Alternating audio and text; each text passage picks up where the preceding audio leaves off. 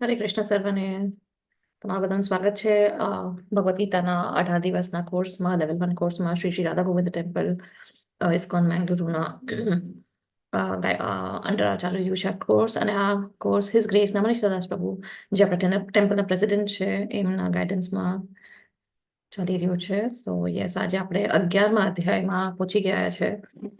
સો આજનો ચેપ્ટર આપણો બીજો ભાગ જે છે વચલોનો ભાગ છે ભક્તિ યોગનો. આજ એ લાસ્ટ ચેપ્ટર છે ભક્તિ યોગનો. પછી કાલથી આપણે શરૂ કરશું. સોરી, કાલનો અધ્યાય એન્ડ ચેપ્ટર છે. આજે આપણે ખાલી વિશ્વરૂપ દર્શન જોશું. યસ. અને તો આજે આપણે ભગવાનનું વિરાટ સ્વરૂપનો જે છે એની બધી વિભૂતિ જોશું આપણે. સો yes, let me share my screen. તો આજનો અધ્યાયનું નામ છે વિશ્વરૂપ સુદર્શન યોગ. સદર્શન યોગ, ધ યુનિવર્સલ ફોર્મ. તો વિશ્વરૂપ, એમનો જે વિશ્વરૂપ હતો, તો આપણે પહેલા પણ મેં તમને કીધું હતું કે ભગવાને ઓલરેડી એકવાર વિશ્વરૂપ દેખાડ્યો છે. તો એ કોને બતાવ્યો હતો ને ક્યારે બતાવ્યો હતો, કોને યાદ છે? મહાભારતના ટાઈમે. હરે કૃષ્ણ માતાજી. દુર્યોધન ને? યસ, હરી બોલ. યસ. તો જ્યારે પીસ માટે જાય છે, શાંતિ પ્રસ્તાવ રાખવા જાય છે, ત્યારે દુર્યોધનને એ સભામાં એક મિની વર્ઝન દેખાડે છે જેમાં કાલ નથી દેખાડતા, કાલનો ભાગ નથી દેખાડતા, પણ એ વિશ્વરૂપનું મિની વર્ઝન દેખાડે છે. તો પણ દુર્યોધનને વિશ્વાસ નથી આવતો. એ કે છે આ તો માયાવી છે. પણ એકચ્યુઅલ જે વિશ્વરૂપ છે, જે વિશ્વ સ્વરૂપ છે, એ ભગવાન કોઈને નથી બતાવતા. પહેલી વાર અર્જુનને બતાવે છે યુદ્ધભૂમિમાં. તો આજે આપણે ચેપ્ટરની ઝાંકી જોઈએ. તો અહીંયા છે વિરાટ સ્વરૂપનું બતાવવાની અર્જુન વિનંતી કરે છે 1st થી 4th શ્લોકામાં. પછી અહીંયા ભગવાન કૃષ્ણ તેમના વિરાટ સ્વરૂપનું વર્ણન કરે છે, એ 5 થી 8માં આવે છે. પછી સંજય અર્જુનના દૃષ્ટિનું વર્ણન કરે છે, એ છે 9 થી 14મા શ્લોકમાં. અને અર્જુનનો જે જોવાનો અનુભવ છે એ 15 થી 31 શ્લોકમાં આવે છે, કે અર્જુનને શું બધું અનુભવ થાય છે જ્યારે વિશ્વરૂપ દર્શન જુએ છે. અને પછી કૃષ્ણનો જવાબ કે મારું સાધન બન, તો તે 32 થી 34 શ્લોકમાં. અને પછી અર્જુનનો પ્રાર્થના જે છે એ 35 થી 46 શ્લોકમાં આવે છે. તો 54 શ્લોક સુધી, 55 શ્લોક નું અધ્યાય છે. એમાં આપણે ઘણા આગળ પણ કવર કરશું. અને આજે ઘણા બધા અનુવાદ આવે છે અને શ્લોક બહુ મોટા મોટા છે, તો મે બી આઈ મે નોટ કવર રિસાઇટેશન, બધા શ્લોકનું રિસાઇટેશન નહીં કરું, પણ બધા અનુવાદ આપણે આજે કવર કરશું જેટલા પણ છે સ્લાઇડ્સમાં.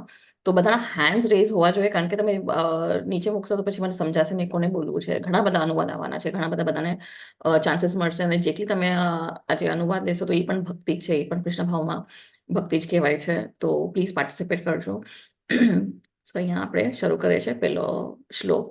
તો હવે વિશ્વરૂપ દર્શનનો પહેલો શ્લોક શું છે? અર્જુન અહીંયા રિક્વેસ્ટ કરે છે. અર્જુન ઉવાચ મદ અનુગ્રહાય પરમં ગુહ્યમ અધ્યાત્મ સંજ્ઞિતમ યત્વયોક્તમ વચસ્તેન મોહોયમ વિગતો મમ. યસ નીતિ માતાજી, હરે કૃષ્ણ. અન્મ્યુટ કરજો. હરે કૃષ્ણ. અર્જુને કહ્યું, આપે જે અત્યંત ગુહ્ય આધ્યાત્મિક વિષયોનો મને ઉપદેશ આપ્યો છે તે શ્રવણ કરીને હવે મારો મોહ દૂર થઈ ગયો છે. હરે કૃષ્ણ. હરે કૃષ્ણ. તો અહીંયા હવે ભગવાન અર્જુન શું કહે છે કે તમે આ બધું અત્યંત ગુહ્ય આધ્યાત્મિક વિશેનું જે ઉપદેશ આપ્યો છે. તો આપણે 3 જોયા હતા, ગુહ્ય, ગુહ્યતમમ અને ગુહ્યતમમ. ગુહ્યતમ અને ગુહ્યતમમ. તો ગુહ્યતમ અને ગુહ્યતમમ કોઈને યાદ છે કયા જ્ઞાન હતા? ગુહ્ય જ્ઞાન શું હતું જે સેકન્ડ ચેપ્ટરમાં કવર થયું હતું? કે આપણે શરીરની આત્મા છીએ. હરી બોલ. યસ. અને ગુહ્યતમ બીજો પડાવ શું હતો? આપણે ભગવાનના સેવક છીએ, દાસ છીએ. હરી બોલ. યસ માતાજી. અને ત્રીજો ગુહ્યતમમ જ્ઞાન? એ ધ્યેય રાખવો જોઈએ ભગવાનની ભક્તિનું. હરી બોલ. થેન્ક યુ સો મચ માતાજી. યસ. તો પહેલું હતું કે આપણે શરીર નથી, આપણે આત્મા છે. બીજો આપણો સ્વભાવ શું છે, કે આપણે નિત્યદાસ છે. અને ત્રીજો કે ભગવાનની પ્રાપ્તિનો એ આપણે ધ્યેય રાખવો જોઈએ. જે ગોલ છે આપણા લાઈફનો એ છે ભગવાનની ભક્તિ. તો અહીંયા હવે અર્જુન કહે છે કે તમે બધા જે મને ઇન્સ્ટ્રક્શન્સ આપ્યા છે, તો હવે એનાથી મારું મોહ દૂર થઈ ગયું છે. તો હવે ભગવાનને કહે છે કે તમે જેટલું મને અત્યાર સુધી બધું જ્ઞાન આપ્યું છે 10મા અધ્યાય સુધી, હવે બધું મને એનાથી મારું મોહ દૂર થયું છે. તો તો અહીંયા આભાર વ્યક્ત કરે છે. તો આપણે પણ એકચ્યુઅલી આભાર વ્યક્ત કરવો જોઈએ. આપણે જ્યારે પણ આપણે સવારના ઉઠીએ છીએ તો ત્યારે આભાર વ્યક્ત કરો કે આપણને નવો દિવસ આપ્યો છે. પછી આપણે જમતી વખતે કે આપણને અનાજ આપ્યું છે. બધી ચીજો માટે આપણે આભાર વ્યક્ત કરવું પડે. કારણ કે આપણને એક નાના બાળકની જેમ આપણને બધું જ આપે છે. સૂર્ય આપે છે, વરસાદ આપે છે, અનાજ આપે છે, છત છે, આપણી પાસે કપડાં છે, બધું છે, અનાજ છે. તો આપણે પણ આભાર વ્યક્ત કરવો છે. અને જ્યારે સૂતી વખતે આપણે પણ એવી રીતે આભાર વ્યક્ત કરવો છે કે આખો દિવસ ભલે તમારો કઠિનાઈથી ગયો હોય, ચેલેન્જીસ ગયો હોય, પ્રોબ્લેમ્સ આવ્યા હોય, પણ સરખી રીતે બીતી ગયો છે તમારા કૃપાના કારણે. એવી રીતે આપણે આભાર વ્યક્ત. તો અહીંયા પણ અર્જુન એકચ્યુઅલી આભાર વ્યક્ત કરે છે કે હવે મારું મોહ દૂર થયું છે તમારા બધા જ્ઞાનથી. તો આપણે એટલે ભગવદ્ ગીતા વાંચવી જોઈએ કે આપણે પણ કાંઈ પણ પ્રોબ્લેમ્સ છે જે પણ છે તો આપણને એ સોલ્યુશન મળે છે અહીંયા. અને આપણા પણ મોહ દૂર થાય છે. આપણે અત્યારના મોહ માયામાં છે. અર્જુન તો યોગ માયામાં હતા, આપણે તો મહામાયાના અંદર છે. તો અહીંયા કહે છે કે અર્જુન, જો અર્જુન પહેલેથી કૃષ્ણને સર્વોપરિતા વિશે ખાતરી છે તો પછી શા માટે વિરાટ સ્વરૂપની માંગે છે? કારણ કે ગઈકાલના અધ્યાયમાં પણ કીધું તમે પરમધામ છો, તમે પરમ લક્ષ્ય છો, તમે જ બધાના સ્તોત્ર છો, બધા જે પણ આવે છે તમારામાંથી જ આવે છે. તમે પરમ સત્ય છો, તમે પરમ પુરુષ છો, આદિ પુરુષો, બધું ઈ કહે છે. તો પછી અહીંયા કેમ એને વિરાટ સ્વરૂપ જોવો છે? યસ, તમે અનમ્યુટ કરી શકો છો, હેન્ડ રેઝ કરી શકો છો, યા ચેટ બોક્સમાં આન્સર આપી શકો છો. યસ, ઉષા માતાજી, હરે કૃષ્ણ. જો અર્જુનને પહેલેથી જ કૃષ્ણની સર્વોપરિતા વિશે ખાતરી છે તો પછી શા માટે વિરાટ સ્વરૂપ જોવા માંગતો હતો? હરે યસ, કૃષ્ણ. હા, એનો જવાબ શું છે? યસ માતાજી, થેન્ક યુ માતાજી વાંચવા માટે પ્રશ્ન. તો આનો આન્સર શું છે કે મીમ જોવા માંગે છે સ્વરૂપ વિશે, વિરાટ સ્વરૂપ. એને પ્રત્યક્ષ અનુભવ કરવો હતો. ઓકે, હરી બોલ. યસ, પ્રત્યક્ષ એને પ્રત્યક્ષ એમનું સ્વરૂપને નિહાળવું હતા. ઓકે, હા. ખબર તો હતી જ કે આ બધું સર્વોપરી ભગવાન કૃષ્ણ જ છે, પણ સાક્ષાત એને એમના દર્શન જ કરવાની અભિલાષા હતી. ઓકે, હરી બોલ. થેન્ક યુ માતાજી, આ પર્સપેક્ટિવ છે. પછી બીજું કારણ શું હોઈ શકે? કદાચ બીજાને પણ દર્શન કરાવવા. હરી બોલ. યસ, કારણ કે આપણે તો ત્યારે હતા નહીં મહાભારતના યુદ્ધમાં, તો એ આપણી માટે એનો લાભ લઈ શકે, યસ, બીજા પણ એનો લાભ લઈ શકે. યસ, કે જે હતા ને ત્યારે યુદ્ધભૂમિમાં જે હતા ને, જે આ કલયુગના લોકો છે જેમને કઈ ખબર જ નથી ભગવાન કેવા હોવા જોઈએ, કોણ છે ભગવાન, શું છે, તો એમના માટે એ આ પ્રૂફ આપે છે. એ આપણા માટે એ બધા ભગવાને વિનંતી કરે છે કે તમારો વિરાટ સ્વરૂપ દેખાડો. અને ત્રીજું છે કે કલયુગમાં લોકોને ભગવાન ઉપર વિશ્વાસ જ નહીં હોય. બધા પોતપોતાને જ ભગવાન માનશે. હું જ ભગવાન છું, મારો જ ફોટો રાખો, મને જ પૂજા કરો. બધા સાયરન વાળી ગાડીમાં ગુરુ બાબા બનીને આવશે અને બધાને કહેશે અમે જ ભગવાન છે, હંમેશા અમારું ઉદ્ધાર કરશે, અમારી જ પૂજા કરો. તો એવા લોકોને પણ માટે આ એક છે કે તમે અગર ભગવાન કોઈ આવીને તમને કહી છે કે હું ભગવાન છું, તો આ પ્રમાણ છે કે ભગવાન આવા હોવા જોઈએ. બધાને પૂછવાનું કે તમારું વિરાટ સ્વરૂપ બતાવો, તમે ભગવાન છો તો તમારો વિરાટ સ્વરૂપ હોવો જોઈએ. તો આ ત્રણ ચીજો છે કે અર્જુનને વિશ્વાસ વધારવા માટે, અર્જુનને તો વિશ્વાસ છે પણ એનો વિશ્વાસ વધારવા માટે, પછી જે લોકો ત્યાં હાજર નથી તે માટે, જેમ માતાજી કીધું, જે હાજર નથી એમને આનંદ દેવા માટે, એમને બુદ્ધિ દેવા માટે, એમને નોલેજ દેવા, એમની શ્રદ્ધા વધારવા માટે કે આપણા જેવા લોકો તો હતા જ નહીં એ યુગમાં, તો આપણે કેવી રીતે જાણી શકીએ કે આ જ ભગવાન છે? તો આવી રીતે અર્જુન પોતે વર્ણન કરે છે. અને પછી ભવિષ્યમાં દેવતાઓ માટે માપદંડની સ્થાપના, કે કોઈ આવીને કહે છે કે હું જ ભગવાન છું, હું જ તમારું કલ્યાણ કરીશ, આમ હાથ ઉપરથી રાખીને આમ વિભૂતિ નાખે છે, આપણને લાગે જો આ જ ભગવાન છે, આમની પાસે તો ચમત્કાર થઈ ગયો, આવી રીતે વિભૂતિ આપી દીધી, કંઈક મંત્ર બોલીને આપણને કંઈક પ્રસાદ આપી દીધો, આપણું સારું પણ થાય છે. તો એ બધી સિદ્ધિઓ હોય છે, એ ભગવાનના માપદંડ નથી. માપદંડ શું છે કે અગર તમારું વિરાટ સ્વરૂપ છે તો બતાવો, તો તમે ભગવાન કહેવાના. ભગવાનની આપણે પેલા પણ જોઈએ 6 ઐશ્વર્ય જે છે, સંપૂર્ણ સુંદરતા, સંપૂર્ણ ખ્યાતિ, સંપૂર્ણ સમૃદ્ધિ, સંપૂર્ણ શક્તિ અને સંપૂર્ણ જ્ઞાન અને સંપૂર્ણ વૈરાગ્ય, આ 6 એ 6 જ્યારે એક વ્યક્તિમાં હોય છે તો એને ભગવાન કહેવાય છે. તમે બીજો શ્લોક. ભવાપ્યયૌ હિ ભૂતાનાં શ્રુતૌ વિસ્તરશો મયા ત્વત કમલપત્રાક્ષ મહાત્મ્યમ અપિ ચાવ્યયમ. યસ નીતા, વેદ માતાજી, હરે કૃષ્ણ. હરે કૃષ્ણ. અનુવાદ. હે કમળ નયન, મેં આપની પાસેથી જીવન માત્રના ઉત્પત્તિ તથા લય વિશે વિસ્તારપૂર્વક સાંભળ્યું છે અને આપના અક્ષર મહિમાનો પણ અનુભવ કર્યો છે. હરે કૃષ્ણ. હરે કૃષ્ણ. તો અહીંયા પાછું અર્જુન અહીંયા કહે છે કે હે કમલ નયન. તો આપણે પણ જ્યારે ભગવાનને આપણે વર્ણન કરતા હોય તો કમલ નયન, કમલ મુખ, કમલ ચરણ કહે છે. કેમ? કારણ કે સૌથી સુંદર ભગવાન છે અને કમલ કેટલો સૌથી સુંદર ફૂલ કમલ છે. તો એટલે એની કમ્પેરિઝન ભગવાનને એ એડજેક્ટિવ આપે છે કે કમલ નયન, કમલ મુખ, કમલ નાભી, કમલ ચરણ એવી રીતે. અને પછી અહીંયા કહે છે કે મેં તમારું બધું વિસ્તારપૂર્વક બધું તમારું તમે બધું સાંભળ્યું છે કે કેવી રીતે તમે પ્રવેશો છો આ જગતમાં, કેવી રીતે તમે બધું વિનાશ પણ કરો છો. અને એ હવે એને કહે છે કે એ બધું એને અનુભવ પણ કર્યું છે. તો અમે જયારે ભાગવતમ આપણે સાંભળીએ છીએ તો અને વાંચીએ છીએ તો ભાગવતમાં પણ એમના બધા ભક્તો કેવી રીતે ભગવાનની સ્તુતિ કરે છે એ પણ સાંભળવા જેવી છે, એ સમજવા છે. કારણ કે આપણને આપણી સામે ભગવાન આવી જશે, આપણને કઈ બોલવાનું જ ખબર નહીં પડે કે કેવી રીતે ભગવાનની સ્તુતિ કરવાની છે. કારણ કે આપણે હજી પ્યોર ભક્ત નથી. તો આપણે પણ કેવી રીતે ભક્ત બનવું જોઈએ એ ભાગવતમ આપણને શીખડાવે છે. જ્યારે આપણે કુંતી માતાની પ્રેયર જોઈએ છે, એમની સ્તુતિ જોઈએ છે, ભીષ્મ પિતામહની પ્રાર્થના જોઈએ છે, શિવ ભગવાનની પ્રાર્થના છે, એમાં બ્રહ્મજીની પ્રાર્થના છે, પ્રહલાદ મહારાજની પ્રાર્થના છે, બધા એમના જે ભક્તો છે એમની પ્રાર્થના છે, નારદ મુનિની પ્રાર્થના છે. તો કેવી રીતે સ્તુતિ કરે છે એ બહુ સાંભળવા જેવી છે અને વાંચવા જેવી છે. પછી 11.3 એવમ એતદ યથાર્થત્વમ આત્માનં પરમેશ્વર દ્રષ્ટુમિચ્છામિ તે રૂપમ ઐશ્વરમ પુરુષોત્તમ. યસ, હરે કૃષ્ણ. કૃષ્ણ. Yes, હરે કૃષ્ણ. યસ માતાજી. હે પુરુષોત્તમ, હે પરમેશ્વર, હું આપને સ્વયં આપના જણાવ્યા પ્રમાણેના આપના વાસ્તવિક રૂપને મારી સમક્ષ જોઈ રહ્યો છું. તેમ છતાં પણ આપ આ દ્રશ્ય જગતમાં કેવી રીતે પ્રવેશ્યા છો એ જોવાની મારી ઈચ્છા છે. આપના એ સ્વરૂપનું હું દર્શન કરવા ઈચ્છું છું. હરે કૃષ્ણ. હરે કૃષ્ણ. તો હવે અહીંયા અર્જુન આ પણ આપણને કહે છે, વાત શું કહે છે કે તમે સ્વયં અહીંયા છો, કે છે તમારા સ્વયં જોઈ રહ્યો છો. તો એ એકચ્યુઅલ પોઝિશન ભગવાને જોઈ રહ્યા છે. અને એમ કહી પણ છે કે તમારો આ જે વાસ્તવિક રૂપ, તો અહીંયા ભગવાનનું આ વાસ્તવિક રૂપ છે એ છે કૃષ્ણ ભગવાન જે છે એ વાસ્તવિક રૂપ છે, એ મૂળ રૂપ છે ભગવાનનો. એટલે બધા જે નિરાકારમાં માને છે કે ભગવાન એક એનર્જી છે, એક લાઇટ છે, ભગવાન કઈ વ્યક્તિ નથી. કૃષ્ણ તો એક વ્યક્તિ હતા, એમાં મનુષ્ય હતા. તો અહીંયા પોતે અર્જુન અહીંયા કહે છે કે તમારું આ વાસ્તવિક રૂપને હું અહીંયા સ્વયં જોઈ રહ્યો છું. આ તમારી એકચ્યુઅલ પોઝિશન મારા સમક્ષ તમે હું જોઈ રહ્યો છું. પણ તેમ પણ એ કહે છે કે તોય મને રિક્વેસ્ટ કરું છું કે તમે મને એવી રીતે બતાવો કે તમે કેવી રીતે આ દૃશ્ય જગતમાં, ભૌતિક જગતમાં તમે પ્રવેશો છો. તો એ એમને જોવાની ઈચ્છા છે.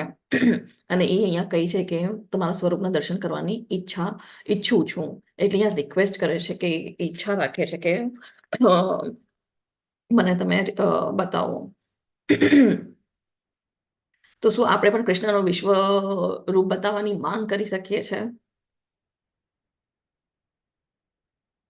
કારણ કે આપણને પણ પ્રૂફ જોઈએ છે. તો શું આપણે માંગ કરી શકીએ છીએ? Yes, હરે કૃષ્ણ. આપણે માંગ કરી શકીએ પણ આપણે એટલા કેપેબલ નથી હરે કે આપણે આપણી દ્રષ્ટિથી એમને જોઈ શકીએ, કે હરે આપણે એટલા ભક્તિ, આપણી એટલી ભક્તિ પણ નથી કે ભગવાન આપણને દર્શન આપે.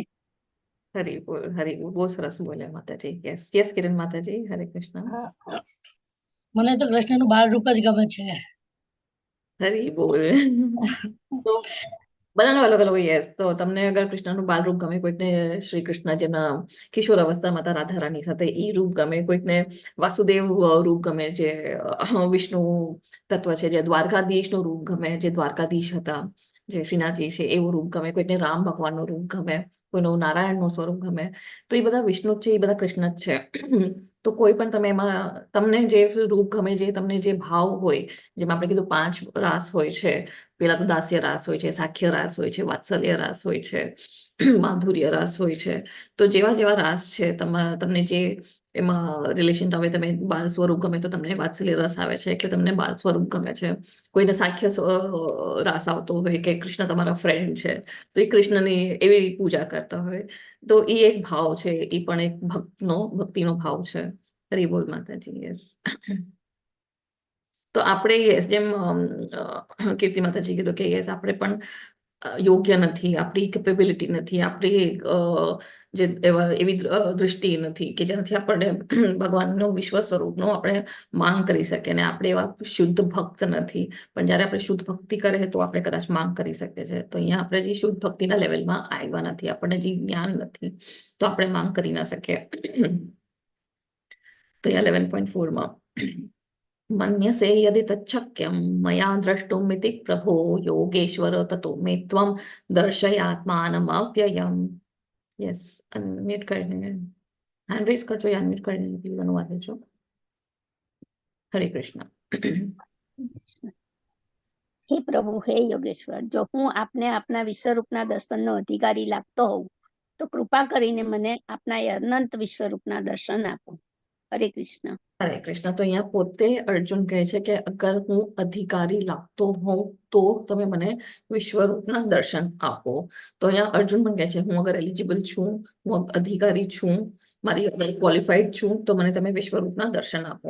તો આપણે પણ અધિકારી જ્યારે હોઈ શકીએ તો આપણે માંગ કરી શકીએ છીએ. આપણે ક્વોલિફાઈડ છીએ, અત્યારે આપણે ક્વોલિફાઈડ નથી, તો આપણે માંગ ના કરી શકીએ.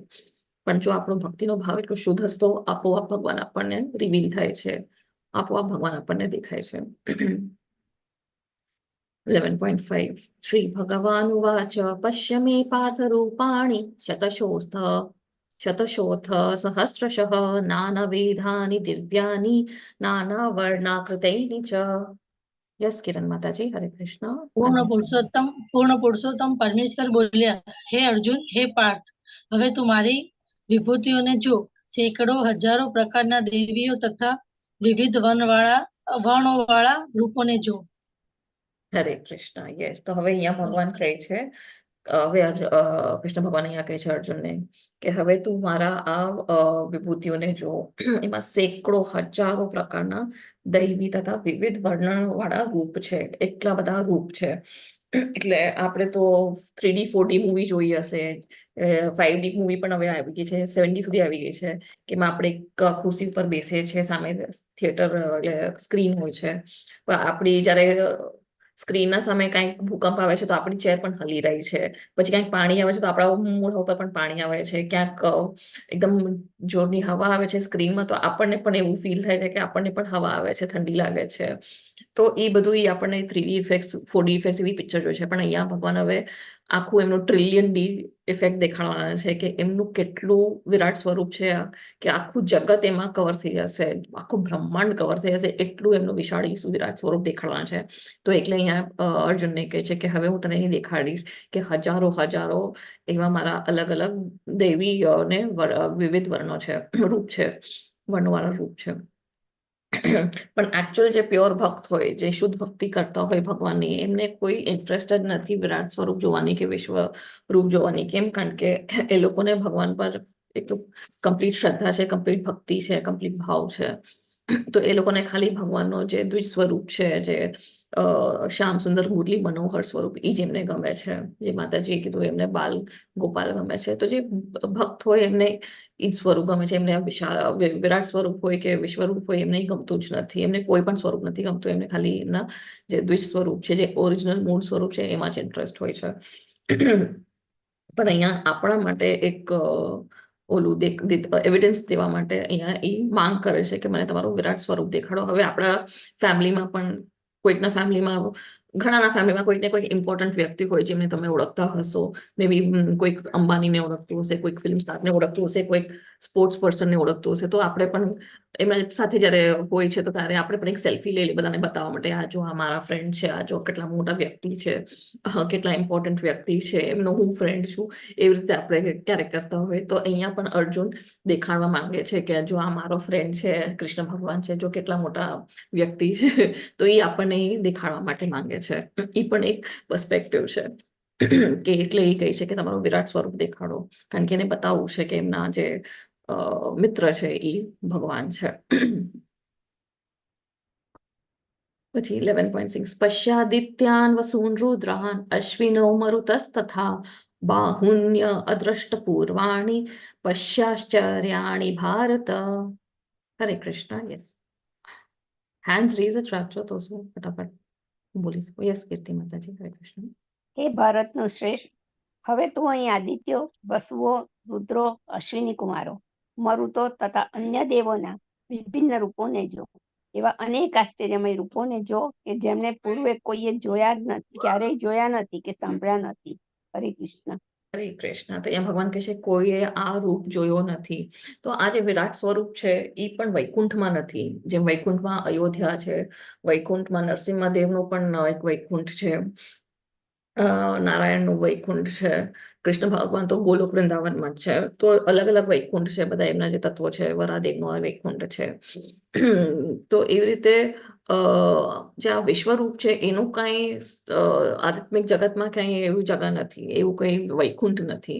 તો એ આ વિરાટ સ્વરૂપ ક્યારે આવે છે? આ ખાલી ભૌતિક જગત માટે જ નિર્માણ થાય છે. એ ભગવાન જયારે બતાવવું હોય છે ત્યારે બતાવે છે, બધાને નથી બતાવતા. અને ટેમ્પરરી છે, કઈ પરમનન્ટ નથી. જેમાં બધા આધ્યાત્મિક જગત જે ભગવાનના છે, બધા વૈકુંઠ જે છે એ પરમનન્ટ છે. જયારે મહાપ્રલય આવશે તો એ વૈકુંઠ રહેવાનું છે, ગોલોક વૃંદાવન તો રહેવાનું જ છે. પણ આ બીજા બધા આપણા જે ભૌતિક જગતના ગ્રહો છે એ નષ્ટ થવાના છે. તો વિરાટ સ્વરૂપ છે એ ભગવાન ખાલી પ્રકટ કરે છે, એ ટેમ્પરરી માટે, એ આ ભૌતિક જગત માટે જ કરે છે. તો અહીંયા ભગવાન કહે છે કે આ વિરાટ સ્વરૂપમાં આ કોઈએ જોયો નથી. સોરી, આ કોઈ નથી જોયું ને. એમાં શું બધું આવે છે? તો આપણે જે કહીએ છીએ ને 33 કોટી ભગવાન, તો 33 કોટી એટલે શું? 33 કરોડ નહીં. તો અહીંયા 33 કોટીનું મિનિંગ આવે છે 11.6 માં. 33 કોટીમાં જે આદિત્ય, કેટલા આદિત્ય હોય છે? તો 12 આદિત્ય છે, 8 વસુઓ છે, 11 રુદ્ર છે અને 2 અશ્વિની કુમારો. તો જયારે આપણે ટોટલ કરે છે 12, 8, 11 અને 3, તો ટોટલ શું આવે છે? 33 આવે છે. તો આ 33 કોટી જે ભગવાન છે એ આ બધામાં જ સમાઈ જાય છે, આ બધા દેવી દેવતાઓમાં. અને પછી છે મરુતો. તો કેટલા મરુતો છે? 49 મરુતો છે, મરુતા છે. તો ભગવાન અહીંયા કહે છે કે આ બધા, આ કોઈ પેલા જોયું નથી, આ બધા એક સાથે. તો આ વિરાટ સ્વરૂપમાં હું બતાવીશ. ને કોઈ સાંભળ્યા, બધા એક સાથે સાંભળ્યા પણ નહીં હોય, જોયા તો છે જ નહીં, પણ સાંભળ્યા પણ નહીં હોય. તો હવે શા માટે માત્ર અર્જુન વિશ્વરૂપ જોઈ શકે? ઓકે, હા, શા માટે માત્ર અર્જુન જ વિશ્વરૂપ જોઈ શકે છે? કે ભગવાન તને દિવ્ય દ્રષ્ટિ આપી હોય છે જોવાની, એટલે Yes. એનાથી જોવાય છે, બીજા કોઈથી ના જોઈ શકાય. હરી બોલ. યસ. અને અર્જુન એમના ભક્ત પણ છે ને એના મિત્ર છે. એટલે ભગવાને ત્યારે પણ કીધું અનુસૂયવે 9મા અધ્યાયમાં કે તું મારી ઈર્ષા નથી કરતો. અને પછી 10મા અધ્યાયમાં કે છે તું મારું મિત્ર છો એટલે હું તને બધું જ્ઞાન આપું છું. અને એટલે જ્યારે અર્જુન રિક્વેસ્ટ કરે છે તો ભગવાન એમને વિશ્વરૂપ દર્શન દેખાડે છે, કારણ કે એના મિત્ર છે, એમના ભક્ત છે અને એ એનાથી ઈર્ષા કરતા નથી. કારણ કે જ્યારે યુદ્ધ ભૂમિમાં પણ ભગવાનને વિશ્વરૂપ દેખાડ્યું તો બધાને નથી દેખાડો, ખાલી અર્જુનને દેખાણું છે. અને સંજયને પણ દેખાણું છે. આગળ આવશે ક્વેશ્ચન, સંજયને કેમ દેખાણું હતું. સ્ક્રીન બચાવી છે.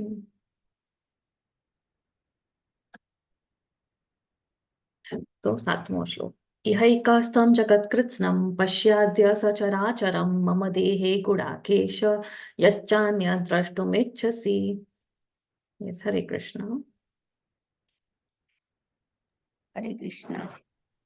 કે અર્જુન, તું જે કાંઈ જોવા ઈચ્છે છે તે હમણાં જ મારા દેહમાં જો. તું અત્યારે અને ભવિષ્યમાં પણ જે જોવા ઈચ્છતો હોય તે સર્વે આ વિશ્વરૂપમાં જોઈ શકીશ. અહીં એક જ સ્થાનમાં સ્થાવર અને જંગમ બધું જ સંપૂર્ણપણે અવસ્થિત છે. Yes, Hare Hare Krishna. Krishna. Hare Krishna. Thank you માતાજી. તો અહીંયા હવે ભગવાન એને કહે છે ગુડાકેશ. તો ગુડાકેશ નો મિનિંગ ખબર છે કોને? ગુડાકેશ કેમ કહે છે ભગવાન અર્જુનને? ગુડાકેશ નો મતલબ શું છે? તમે કોઈ સાંભળ્યું છે આ વર્ડ ગુડાકેશ? જે સનમ્યુટ કરીને બોલી શકો છો યા ચેટ બોક્સમાં લખી શકો છો. ઓકે. તો ગુડાકેશ એટલે શું? તો ગુડાકેશ એટલે જેને પોતાની ઊંઘ ઉપર કંટ્રોલ કાબુ કર્યું છે, જેને પોતાની ઊંઘ કંટ્રોલ કરી છે, નિંદર કંટ્રોલ કરી છે. અને બીજું એનું મિનિંગ એકચ્યુઅલી છે કે જેને અજ્ઞાનતા ઉપર વિજય પામી છે, એને ગુડાકેશ કહેવાય છે. જે આપણે ઇગ્નોરન્સ કહે છે ને, જેને ઇગ્નોરન્સ ઉપર કંટ્રોલ આવી ગયું છે, તો એને ગુડાકેશ કહેવાય છે. તો અહીંયા ભગવાન પોતે અર્જુનને કહે છે ગુડાકેશ છે. તો અર્જુનને તો એના માઇન્ડ ઉપર કંટ્રોલ છે, એની ઊંઘ ઉપર કંટ્રોલ છે, એને તો બધું જ્ઞાત છે. તો પણ અહીંયા બધું પૂછી રહ્યો છે ને, કારણ કે એ યોગ માયામાં હતા. એને ખબર હતી કે ભગવાન કૃષ્ણ જે છે એ ભગવાન છે, કારણ કે યોગ માયામાં હતા, આપણે મહામાયામાં છે. પણ અર્જુનને તો કંટ્રોલ હતો એની ઊંઘ ઉપર, કેવી રીતે એના પણ એક નાની સ્ટોરી છે. તો અર્જુનને એના ઊંઘ ઉપર કંટ્રોલ કેવી રીતે કરવું, તો એ એક પ્રયાસ કરે છે. એ એક નદીના તટ ઉપર એક વૃક્ષ હોય છે, એના ઉપર એ એક ડાળકી ઉપર બેસી જાય છે. અને પછી જ્યારે રાત થાય છે તો એ વેઇટ કરે છે, પણ એને ઊંઘ આવી જાય છે. તો એ સીધું એ ડાળકી એકચ્યુઅલી પાણી ઉપર હોય છે. એ પાણીના તટ ઉપર વૃક્ષ હોય છે અને જે બ્રાન્ચ હોય છે એ પાણી ઉપર હોય છે, તો એ સીધું પાણીમાં પડી જાય છે. તો એ રીતે વારંવાર પાછા જાય છે, પાછા બેસે છે કે ઊંઘ ના આવે, ઊંઘ ના આવે, ઊંઘ આવશે તો એ પાણીમાં જશે. એમ કરીને 6 મહિના સુધી એમ પ્રયાસ કરીને પછી એમને કંટ્રોલ આવી ગયો એમના ઊંઘ ઉપર. આપણે આપણા ઊંઘ ઉપર કંટ્રોલ કરી શકવાના છે, આપણે નથી કરી શકતા. પણ એટલે એને અહીંયા કહે છે ગુડાકેશ. અને જે બધી અજ્ઞાનતા છે, આપણી જે મલિનતા છે ભૌતિક જગતની, જે આપણને ઇન્દ્રિય તૃપ્તિઓ છે, બધી ઈચ્છાઓ છે, ભૌતિક ઈચ્છાઓ છે, તો એ બધા ઉપર કંટ્રોલ, તો જ્યારે બધું કંટ્રોલ થઈ જાય છે તો એને ગુડાકેશ કહેવાય છે. સોરી. તો અહીંયા ભગવાન એટલે એને કહે છે ગુડાકેશ. પછી હવે એ કહે છે કે હવે તને બધું હું દેખાડીશ. તો વિશ્વરૂપમાં જ્યારે દુર્યોધનને દેખાડ્યું તો મિની રૂપ, તો એમાં કાલ નહોતો દેખાડ્યો કે ભવિષ્યકાળ કે ભૂતકાળ કે આવનાર શું થવાનું છે. તો અહીંયા હવે ભગવાન કહે છે કે હું તને બધું જ દેખાડીશ, કે પેલા શું હતું, આગળ શું થવાનું છે, તારે જે જોવું હોય તું જોઈ શકે છે. અને જે બધું ચાલતું હોય કે સંપૂર્ણ રીતે અવસ્થિત છે બધું જે પણ છે, જંગમ છે, જે ચાલતું છે કે જે નથી ચાલતું, બધી વસ્તુ તને બધું દેખાશે. જેટલું આ બ્રહ્માંડમાં બધી ચીજો છે એ બધું અર્જુનને દેખાશે. આપણે હમણાં ઘરે બેઠા છે તો આપણે કઈ જોઈ શકીએ છીએ કે આપણા ગલીના બારે શું થઈ રહ્યું છે, આપણા આ જ રૂમના બીજા રૂમમાં શું થઈ રહ્યું છે એ પણ આપણને નહીં દેખાય, કારણ કે એક દિવાલ આવી રહી છે તો આપણને એ પણ નહીં દેખાય. આપણી એવી દ્રષ્ટિ જ નથી કે આપણે કંઈ જોઈ શકીએ છીએ કે આપણા ગલીમાં શું થાય છે, આપણા શહેરના શું થાય છે. ત્યાંના ઘરે બેસી બેસીને હવે તો ટીવી આવી ગયું છે, ન્યૂઝ આવી ગયા છે, પણ આમ બધું બંધ કરીને તમને માઇન્ડમાંથી તમને કઈ ખબર જ નહીં પડે. તમે એકલા બેઠા હશો, કઈ વાંચશો નહીં, કઈ જોશો નહીં કે શું થઈ રહ્યું છે જગતમાં, શું થઈ રહ્યું છે બીજા બ્રહ્માંડમાં, થોડા આપણા કન્ટ્રીમાં શું થઈ રહ્યું છે, બીજા કન્ટ્રીમાં શું થઈ રહ્યું છે, તો બીજા યુનિવર્સમાં શું થઈ રહ્યું છે, તો આપણને ઉમે ખબર નથી પડવાની. તો આપણી એવી એકદમ લિમિટેડ સેન્સીસ છે. તો અહીંયા ભગવાન કહે છે કે હવે તને બધું જ દેખાશે શું થઈ રહ્યું છે એક જ જગામાં બેસીને. તો એટલે એવી દિવ્ય દૃષ્ટિ આપશે એમને, જેનાથી એને બધું જ દેખાશે. જે માતાજીએ કીધું, કારણ કે એને દિવ્ય દૃષ્ટિ આવી હતી એટલે એ જોઈ શકતા હતા. તો આવી રીતે આપણને પણ એક 3D ગ્લાસ આપે, જ્યારે આપણે 3D પિક્ચર જોવા જાય છે, 4D પિક્ચર, તો આપણને કેવા ચશ્મા આપે છે, તો એવી રીતે ભગવાન એને દિવ્ય દૃષ્ટિ આપશે, જેનાથી એને બધું દેખાશે, જે એને ઈચ્છે છે, જે પણ ઈચ્છા હોય એને બધું દેખાશે.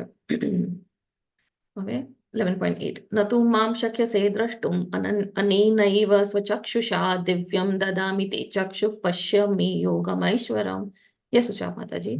પરંતુ તું મને તારા આ વર્તમાન આંખે જોઈ શકીશ નહીં, તેથી હું તને દિવ્ય નેત્ર આપું છું. હવે મારો યોગ ઐશ્વર્યને જો.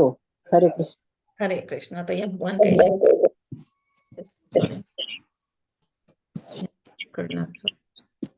ઓકે યા, તો અહીંયા હવે ભગવાન કહે છે કે હવે હું તને દિવ્ય ચક્ષુ આપીશ. એટલે જેમ આપણને 3D ગ્લાસ મળે છે, જ્યારે આપણે 3D પિક્ચર જોઈએ, તો એ રીતે ભગવાન કહે છે હું તને એવા દિવ્ય ચક્ષુ આપીશ, તેનાથી તું બધું અમારું ઐશ્વર્ય જોઈ શકીશ.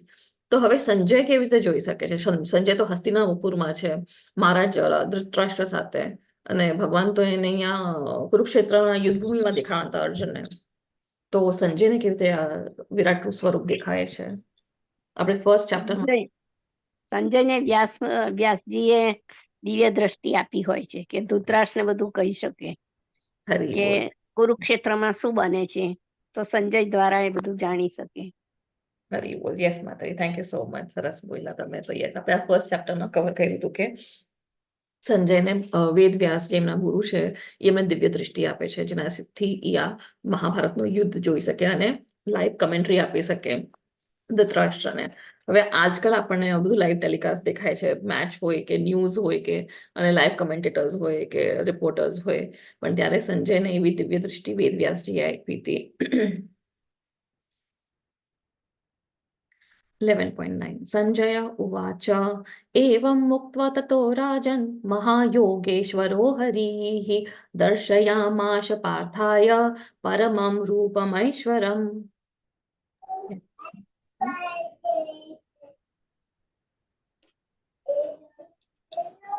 હલો. સંજય બોલ્યા, હે રાજા, આ પ્રમાણે કહીને સર્વ યોગ શક્તિના પરમેશ્વર એવા પરમ યોગો ભગવાન અર્જુનને પોતાના વિશ્વ સ્વરૂપનું દર્શન કરાવ્યું. હરે કૃષ્ણ. યસ. હવે અહીંયા ભગવાન કહે છે કે સંજય હવે ધૃતરાષ્ટ્રને કહે છે કે આવી રીતે ભગવાને એમનું જે યોગ ઐશ્વર્ય છે એ અર્જુનને બતાવે છે. તો હવે અહીંયા રાઈટ હેન્ડ સાઈડમાં એક પિક્ચર દેખાય છે ધૃતરાષ્ટ્ર અને સંજયનો. તો ધૃતરાષ્ટ્ર એકદમ શોકમાં લાગે છે. એમની રીતે તમે અહીંયા ફેસ જો, એમનું આખું મુખ જો કેવું એકદમ શોકમાં છે, એકદમ આશ્ચર્યજનક થઈ ગયા છે. એમને એકદમ શોક લાગે છે. કેમ? કારણ કે હવે અહીંયા સંજય કહે છે કે ભગવાન એમના યોગ એમને આખું યોગ ઐશ્વર્ય દેખાડે છે. તો હવે ધૃતરાષ્ટ્રને રિયલાઇઝ થાય છે કે કૃષ્ણ તો પોતે સ્વયં મહાકાલ છે, પોતે ભગવાન છે. એમને તો પેલા કીધું હતું કે યુદ્ધમાં કોઈ અસ્ત્ર નહીં ઉપાડે, યુદ્ધ નહીં કરે, અને યુદ્ધમાં કોઈ શસ્ત્ર ને અસ્ત્ર પણ નહીં ઉપાડે કોઈનું વધ કરવા માટે.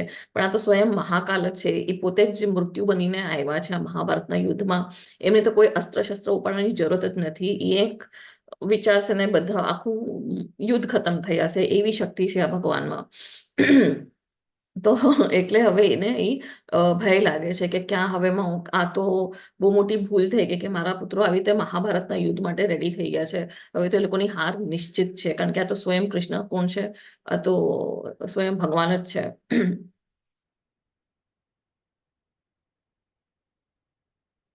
યસ. 10.11. અનેક વક્ત્ર નયનમ અનેકાદ્ભુત દર્શનમ અનેક દિવ્યાભરણં દિવ્યાનેકોદ્યતાયુધમ દિવ્યમાલાયંબરધરં દિવ્યગંધાનુલેપનમ સર્વાશ્ચર્યમયં દેવમ અનંતમ વિશ્વતોમુખમ. યસ નીતિ માતાજી. હરે કૃષ્ણ. હરે કૃષ્ણ. અર્જુને તે વિશ્વ સ્વરૂપમાં અસંખ્ય મુખ, અસંખ્ય નેત્ર તથા અસંખ્ય આશ્ચર્યમય દૃશ્યો જોયા.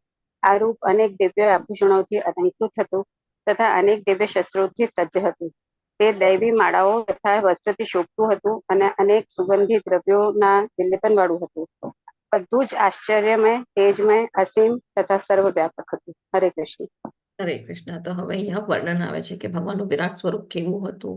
તો અનેકો હજારો ને હજારો એકદમ અનલિમિટેડ, એટલે તમે જોઈ ના શકો. આખું યુનિવર્સ, આખું હોરાઇઝન, બધું આખું આકાશ, આખું ધરતી બધું ફેલાઈ ગયું હતું એમના આટલા બધા મુખોથી, આંખોથી. પછી એટલા દિવ્ય બધા એમના જે ફૂલમાળાથી બધી દિવ્ય હતી, બધા આભૂષણ દિવ્ય હતા, શસ્ત્ર અસ્ત્ર બધા જ અલગ અલગ એટલા બધા હતા. એટલે બધા 4 હાથો, કેટલા હાથો, અનલિમિટેડ હાથો હતા, અનલિમિટેડ મુખ, અનલિમિટેડ બધા ક્રાઉન્સ ને બધું, અને દિવ્ય સુગંધથી બધું લેપ હતું. અને એમના જે વસ્ત્ર પણ હતા એ પણ એકદમ દિવ્ય હતા, અને બધું આમ શાઇન થઈ રહ્યું હતું. એકદમ અદ્ભુત જેવું દૃશ્ય હતું કે આપણે ડિસ્ક્રાઇબ પણ ના કરી શકીએ. એટલે અહીંયા બધું એનું વર્ણન કરે છે. અને અનલિમિટેડ એટલે એનું કોઈ સીમા નથી, એકદમ અસીમ હતું. તમે જ્યાં તો એટલે મેં કીધું ને કે ટ્રિલિયન ડાયમેન્શન. આપણે તો 4D 7D સુધી પિક્ચર હોય છે, આ તો એકદમ ટ્રિલિયન ડાયમેન્શનનું હતું. એકદમ બધી જગ્યાએ જ ભગવાનના જ આખું વિભૂતિ બધી ફેલાયેલી હતી. અહીંયા ફોટામાં પણ આપણને એક મિનિયમ દેખાય છે ચિત્રમાં. કેટલા મુખો છે, કેટલા મુકુટો છે, કેટલા ગાર્લેન્ડ્સ છે, આ બધા હાર છે, ફૂલોના હાર છે, ને બધા એમના જે અસ્ત્ર છે, શસ્ત્ર છે, બધું બધાના હાથમાં એકલા અનલિમિટેડ રીતે. હવે 11.12. દિવિ સૂર્ય સહસ્રસ્ય ભવેદ્યુગપદુત્થિતા યદિ ભાષદ્રશી સા સ્યાદ ભાસસ્તસ્ય મહાત્મનઃ. યસ ઉષા માતાજી. હરે કૃષ્ણ. અનુવાદ. આકાશમાં જો હજારો સૂર્ય એક જ સમયે એક સાથે ઉદય પામે તો તેમનો પ્રકાશ કદાચ પરમ પુરુષોત્તમના વિશ્વ સ્વરૂપના દૈદીપ્યમાન તેજ સમાન થઈ શકે. હરે કૃષ્ણ.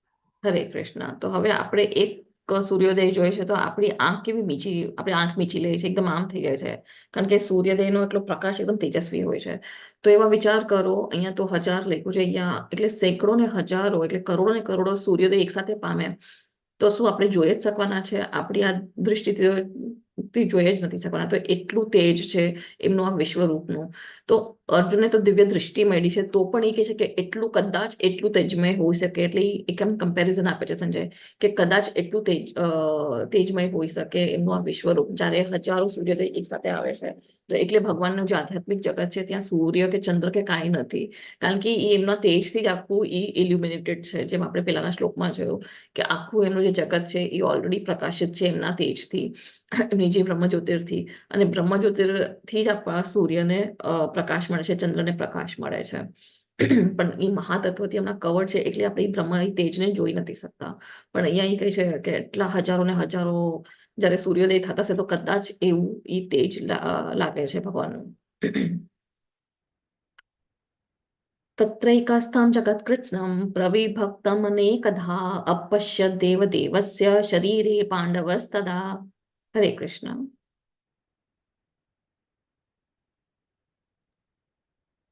એ વખતે અર્જુન, હરે કૃષ્ણ, એ વખતે અર્જુનને ભગવાનના વિશ્વરૂપમાં એક જ સ્થાનમાં રહેલા હજારો ભાગોમાં વિભક્ત બ્રહ્માંડના અનંત આવિર્ભાવોનું દર્શન થયું. હરે કૃષ્ણ. હા, હરે કૃષ્ણ. તો અહીંયા કહે છે વિભક્ત બ્રહ્માંડોનો, એટલે આપણને તો ખાલી આપણું જ બ્રહ્માંડ ખબર છે. તો આવા કેટલાય સેંકડો ને સેંકડો બ્રહ્માંડ છે. જેમ આપણે જો મહાવિષ્ણુ જયારે શ્વાસ છોડી તો કેટલાય બ્રહ્માંડ ઉત્પન્ન થાય છે. તો અહીંયા હવે એ વર્ણન આપે છે કે હવે અર્જુન કેટલાય બ્રહ્માંડોનું દર્શન કરી શકતા હતા. એટલા અનલિમિટેડ એક્સપેન્શન છે ભગવાનના, કેટલા બધા ગર્ભોદક્ષાય વિષ્ણુ એમને દેખાડતા હતા. તો એ ભગવાનના જ એક્સપેન્શન કહેવાય છે, એમના જ વિવ્યક્ત ભાગ કહેવાય છે. તો હવે પેલા આ તો બધી વાતો કોઈ માનતું નથી કે કોઈ બીજું બ્રહ્માંડે હોઈ શકે. જે હિરણ્યક્ષની જે સ્ટોરી હતી કે હિરણ્યક્ષે ભૂદેવીને લઈને આખી જે આપણી ભૂમિ છે એને લઈને એક જલાશયમાં ડુબાડી દીધી હતી, અને એટલે વરાદેવ આવીને એમના જે દાંતોમાં ભૂદેવીને બચાવે છે અને પાછું એમના જગા સ્થાનમાં રાખે છે. તો આ બધી આપણને લાગે કાલ્પનિક વાતો છે, આ બધી મિથ્યાચારી છે, ક્યાં બધું લખેલું છે, કોઈકે બનાવ્યું છે, આવું બધું ઇમેજિનેશન છે. પણ હવે સાયન્ટિસ્ટ એક ખોજ કરી છે કે એવું એક સ્થાન છે જે 10,000 ટ્રિલિયન સૂર્યપ્રકાશ વર્ષો આગળ એક એવું સ્થાન છે જ્યાં બહુ મોટો જળાશય છે, અને એ એટલું મોટું છે કે 1000 પૃથ્વીઓ એમાં ડૂબી શકે છે. તો હવે સાયન્ટિસ્ટ એવી ખોજ કરે છે કે એવું પાણીનો જળાશય છે બહુ 10,000 ટ્રિલિયન સૂર્યપ્રકાશ વર્ષો આગળ. તો હવે આપણા શાસ્ત્રોમાં તો બધું આપેલું છે.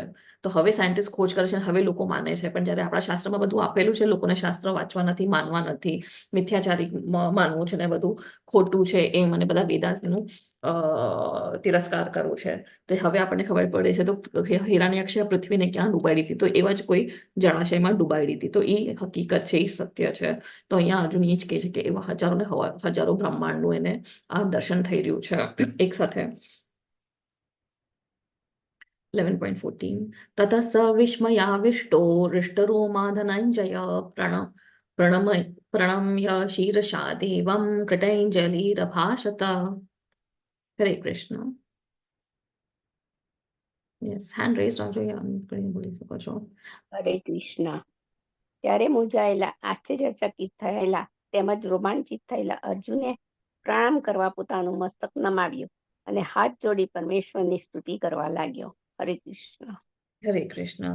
તો હવે અહીંયા આ બધું અદ્ભુત ચીજો જોઈને હવે અર્જુન એકદમ આશ્ચર્યચકિત થાય છે અને એના હાથ જોડી રહ્યો છે, એના રૂમટા ઉભા થઈ ગયા છે કે આ બધું જોઈને આપણને પણ કંઈક અમેઝિંગ ચીજ દેખાય, કંઈક અદ્ભુત ચીજ દેખાય તો આપણે પણ રોમટા ઉભા થઈ જાય છે. આપણે કંઈક એકદમ સરસ કંઈક સાંભળી લઈએ છીએ કે એવું કંઈક થાય છે ત્યારે આપણે ભગવાનના દર્શન પહેલી વાર કરે છે, એવું આપણે વિગ્રહ જોઈએ છે ત્યાં પેલા આપણે ક્યારેય ના જોઈએ, તો આપણને પણ એવા અનુભવ થાય છે. તો અહીંયા અર્જુનને આટલું બધું અદ્ભુત દ્રશ્ય દેખાય છે તો એના પણ રોમટા ઉભા થઈ જાય છે અને હાથ જોડીને એ ભગવાનને નમન કરે છે, નમસ્તક કરે છે. અર્જુન ઉવાચ પશ્યામિ દેવાંસ્તવ દેવદેહે સર્વાંસ્તથા ભૂત વિશેષ સંઘાન બ્રહ્માણમીશં કમલાસનસ્થં ઋષિશ્ચ સર્વાનુરગાંશ્ચ દિવ્યાન. હરે કૃષ્ણ. આજે અમાવસ છે તો આજે પ્લીઝ તમે ભગવદ્ ગીતાનો શ્લોક વાંચો છો તો બહુ મોટી વાત છે, તો તમે પ્લીઝ અનુવાદ લેજો, બધા પાર્ટિસિપેટ કરજો, હેન્ડ રેઝ કરજો, અનમ્યુટ કરજો. યસ નીતિ માતાજી. હરે કૃષ્ણ.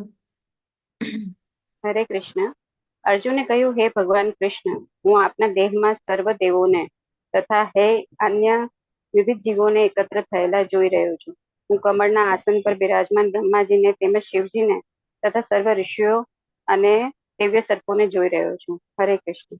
હરે કૃષ્ણ. તો વિશ્વ રૂપમાં બધા જ દેવી દેવતાઓ બધા જ આવી જાય છે. શિવ બ્રહ્માજી બધા તો અહીંયા એ વર્ણન આવે છે. જો હું પેલા પણ કહેતી વિશ્વ રૂપમાં બધા દેવી દેવતાઓ આવી જાય છે. તો અહીંયા આ છે, અહીંયા 11.15 અર્જુન પોતે કહે છે કે હું તમારા દેહમાં બધા દેવી દેવતાઓને જોઉં છું. જે કમલ ફૂલ ઉપર કોણ છે, બ્રહ્માજી, એમને પણ જોઈ શકું છું, શિવજીને જોઈ શકું છું, અને બધા ઋષિ મુનિઓ જે પણ છે બધાને જોઈ શકું, અને દિવ્ય બધા સર્પોને જોઈ શકું છું. હવે એ બધું વર્ણન આપે છે પોતે અર્જુન, એના અનુભવ દેખાડે છે. 11.16 અનેકબાહોદર વક્ત્ર નેત્રમ પશ્યામિ ત્વામ સર્વતોનંત રૂપમ નાંતન્ન મધ્યમ ન પુનસ્તવાદેવ પશ્યામિ વિશ્વેશ્વર વિશ્વરૂપ. યસ, હરે કૃષ્ણ. હરે કૃષ્ણ. Yes, હે જગન્નાથ, હે વિશ્વરૂપ, હું આપના દેહમાં અનેકાનેક હસ્ત, ઉંદર, મુખ તથા ચક્ષુઓને જોઈ રહ્યો છું કે જે સર્વત્ર વ્યાપ્ત છે અને જે અંતવિહીન છે. હું આપની અંદર અંત, મધ્ય કે આદિને જોતો નથી. હરે કૃષ્ણ. હરે કૃષ્ણ. તો અહીંયા હવે અર્જુન કહે છે કે કેટલાય ભુજાઓ જોઈ છે, કેટલા ઉદર જોઈ છે, મુખ જોઈ છે, નયન જોઈ છે, ચક્ષુઓ જોઈ છે, અને બધું એકદમ એમની કોઈ લિમિટ નથી. બધું અનલિમિટેડ ફોર્મમાં બધું એમને દેખાય છે, જેનો કોઈ અંત જ નથી. અને કોઈ અંત નથી, કોઈ મધ્ય નથી, અને ક્યાંય કોઈ એનું આય નથી, આદિ નથી, એટલે સ્ટાર્ટે નથી, બિગનિંગ નથી. તો આખું અનલિમિટેડ છે. આટલા બધા હાથ છે, આટલા બધા મુખ છે, આટલા બધા નયન છે. આપણે આવા કોઈક આવી જાય આપણી સામે જેના પાસે 4 માથા હોય ને 4 આંખ હોય, તો આપણે ત્યાં ડરી જવાના છે, ગભરાઈ જવાના છે. તો અર્જુન તો આટલા બધા મુખ જોઈ છે એક સાથે. 11.7 કિરીટિનં ગદિનં ચક્રિનં ચ તેજો રાશિં સર્વતો દીપ્તિમન્तं પશ્યામિ ત્વાં દુર્નિરીક્ષ્યં સમન્તાत् દીપ્તાનલાર્કદ્યુતિમપ્રમેયम्. યસ સુષમાજી, હરે કૃષ્ણ. આપના સ્વરૂપનું દર્શન કરવું દુષ્કર છે, કારણ કે તેનું દેદીપ્યમાન તેજ પ્રજ્વલિત અગ્નિ અથવા સૂર્યના અગાધ પ્રકાશની જેમ સર્વવ્યાપી છે. તેમ છતાં અનેક મુકુટો, ગદાઓ અને ચક્રોથી વિભૂષિત એવા એ તેજસ્વી રૂપનું હું દર્શન કરું છું. હરે કૃષ્ણ. હરે કૃષ્ણ. તો એ પણ વર્ણન કરે છે કે એટલું તેજસ્વી છે તમારું રૂપ કે જોવા માટે ડિફિકલ્ટ પડે છે. હવે જેમ કીધું હજારો સૂર્ય દેખાય તો એટલું ડિફિકલ્ટ પડે છે. તો એને કહે છે કે જરાક પુષ્કળ છે તમારું આ દર્શન કરવામાં. તો પણ એમાં એમને બધા જે અનુભવ થાય છે, બધા દિવ્ય અનુભવ થાય છે. અને એ કહે છે તમારા જે બધા વિષ્ણુજીના ચક્ર, પદ્મ, ગદા અને જે મુકુટ છે, બધું એને દેખાય છે, ને બધું દિવ્ય લાગે છે. અને આટલા બધા જોઈને તો પણ એટલું તેજસ્વી છે સ્વરૂપ એમનું, તો પણ એમને અદ્ભુત લાગે છે, દિવ્ય લાગે છે બધું જોઈને. અને દર્શન કરી રહ્યો છે એમ ડિસ્ક્રિપ્શન આપે છે, એ વર્ણન આપે છે આપણને, એ આપણા માટે વર્ણન આપે છે. અને બધું સર્વવ્યાપી છે, બધું ફેલાયેલું છે આખા. 11.18 ત્વમક્ષરં પરમં વેદિતવ્યં ત્વમસ્ય વિશ્વસ્ય પરમ નિધાનમ ત્વમવ્યય શાશ્વત ધર્મ ગુપ્તા સનાતનસ્ત્વં પુરુષો મતો મે. Yes, Hare Krishna. Hands raise. Yes, Kirti Mataji. Hare Krishna. આપ જ પરમ આદ્ય જ્ઞેય તત્વ છો. આપ જ સમગ્ર બ્રહ્માંડના અંતિમ આશ્રય રૂપ છો. આપ જ અવ્યય છો અને પુરાણ પુરુષ છો. આપ જ સનાતન ધર્મના પાલક પુરુષોત્તમ પરમેશ્વર છો. આ મારો મત છે. હરે કૃષ્ણ. કૃષ્ણ. તો અહીંયા હવે અર્જુન પાછું કહે છે કે તમે જ જ્ઞેય તત્વ એટલે આપણું જે અલ્ટિમેટ ગોલ જે છે, તો એ શું છે, એ ભગવાન જ છે. આપણા લાઈફનો ગોલ શું છે, તો ભગવાનની ભક્તિ કરવાનો છે. તો અલ્ટિમેટ ગોલ એ જ્ઞેય તત્વ છે, ભગવાન. અને પછી કે જે અંતિમ આશ્રય, તો આપણે બધા ક્યાં જવાના છે? ભગવાનમાં જ સમાઈ જવાના છે, ભગવાનના ધામે જ જવાના છે. અને ભગવાનથી ઉપર કોઈ છે જ નહીં. એમનાથી ઉપર સત્ય, બીજું સત્ય કોઈ કઈ છે જ નહીં. બધા કહે છે ને કે બધા આપણે એક થઈ જવાના છે, મરીને બધા પાછા એક સમાન થઈ જવાના છે, એ બધી ખોટી વાતો છે. તો અહીંયા ભગવાન આપણે બધા ભગવાનના ધામે પૂછે, એટલે અંતિમ શ્રેય ભગવાન જ છે, એટલે પોતે વ્યક્તિ છે, કે આપણે કોઈક લાઇટમાં નથી મર્જ થઈ જવાના, જે બધા કે છે બ્રહ્મજ્યોતિર્માં લીન થઈ જશું, એ નથી. તો આખો જે આશ્રય છે એ ભગવાન જ છે. અને પછી અવ્યય છે, તો ભગવાન અવ્યયમ છે, એને કોઈ દિવસ એમનો નાશ નથી થવાનો, એ અવિનાશી છે, અને એ પોતે પરમ પુરુષ છે. અને આપ સનાતન ધર્મના પાલક છો. તો સનાતન ધર્મના પાલકો સ્વયં કૃષ્ણ ભગવાન છે. આપણે 4-5 મહિના 3-4 મહિના પહેલા કોઈક સાઉથ ઇન્ડિયામાં એવા ચીફ મિનિસ્ટરના છોકરાએ કીધું કે જે મલેરિયા ડેન્ગ્યુ છે એમ સનાતન ધર્મનો પણ નાશ થવો જોઈએ. પણ આવા ગાંડા લોકોએ જ્યારે કોઈ દિવસ ભગવદ્ ગીતા વાંચી નથી, કોઈને ખબર નથી સનાતનનો મિનિંગ શું છે, કે સનાતનનો મિનિંગ જ અવિનાશી છે, કોઈ એનો નાશ ના થઈ શકે, એ ઇટર્નલ છે. તો આને અહીંયા લખેલું છે 11.18માં અર્જુને કીધું છે કે સનાતન ધર્મના પાલકો છે સ્વયં શ્રી કૃષ્ણ ભગવાન છે. તો જેને ભગવાન પર વિશ્વાસ ના હોય, જે આસુરિક પ્રવૃત્તિ ના હોય, એની બધી ક્વોલિટીઝ આપણે આગળના ચેપ્ટરમાં જોશું, 14મા અધ્યાયમાં 16મા અધ્યાયમાં. તો આસુરિક લોકો હોય, એ લોકોને લાગે પોતે જે લોકો ભગવાન છે, પોતે જે લોકો કહે છે એ લોકો જ મહાન છે. તો એવા લોકોની પ્રવૃત્તિ એવી હોય કે એ લોકોને ખબર જ નથી ભગવાન શું છે, ભગવાનના વિભૂતિઓ શું છે, ઐશ્વર્ય શું છે, શું બધું એમની શક્તિઓ છે, એમની એનર્જી છે. કારણ કે ભગવદ્ ગીતા વાંચે નહીં, શાસ્ત્ર વાંચે નહીં, પરંપરામાંથી આવેલું જે જ્ઞાન છે એને બધું તિરસ્કાર કરે છે, બધું નકારે છે. તો એ લોકોની બુદ્ધિ ભ્રમિત હોય છે, એ ભ્રષ્ટ હોય છે. તો એ લોકો સમજી જ ના શકે સનાતનનો મતલબ શું છે. તો એવા ખાલી એ લોકો બીજા લોકોને કન્વર્ટ કરી નાખે એક ચોખાની બોરી આપીને, અને પછી કન્વર્ટ થઈને બીજા ધર્મ માનવા ચાલે છે. તો આવા બુદ્ધિ ભ્રષ્ટ વાળા લોકો આવા ડાયલોગ મારે છે. તો એ લોકો કેવા બેવકૂફ કહેવાય, જેમ ભગવાન કહે છે મૂઢ, તો એવા મૂર્ખ હોય છે. તો અહીંયા અર્જુન પોતે કહે છે કે તમે સનાતન ધર્મના પાલક છો અને પુરુષોત્તમ પરમેશ્વર છો. આ મારો મત છે. 10.9 અનાદિમધ્યાन्तमनन्त वीर्यमनन्त बाहुं शशि सूर्य नेत्रं पश्यामि त्वां दीप्तहुताश वक्त्रं स्वतेजसा विश्वमिदं तपन्तम्. યસ નીતિ માતાજી, હરે કૃષ્ણ. હરે કૃષ્ણ. આપ આદિ મધ્ય તથા અંતથી રહિત છો. આપ અપાર મહિમાશાળી છો. આપની ભુજાઓ અગણિત છે અને સૂર્ય તથા ચંદ્ર આપની આંખો છે. હું આપના મુખમાંથી પ્રજ્વલિત અગ્નિ નીકળતો તથા આપના તેજથી આ સંપૂર્ણ બ્રહ્માંડને તપતું જોઈ રહ્યો છું. હરે કૃષ્ણ. હરે કૃષ્ણ. તો હવે આ 19માં જે મેં કીધું ને ભગવાન સૂર્ય અને ચંદ્ર ભગવાનની આંખો છે. તો અહીંયા અર્જુન પોતે કહે છે કે સૂર્ય અને ચંદ્ર તમારી આંખો છે, અને જે એમના મુખમાંથી એકદમ અગ્નિ નીકળી રહી છે, જેનાથી આખું બ્રહ્માંડ તપી રહ્યું છે. તો ભગવાનના મુખમાંથી અગ્નિ નીકળે છે, જેનાથી આખું બ્રહ્માંડ તપી રહ્યું છે. તો એવું પણ દ્રશ્ય અર્જુન જોઈ શકે છે.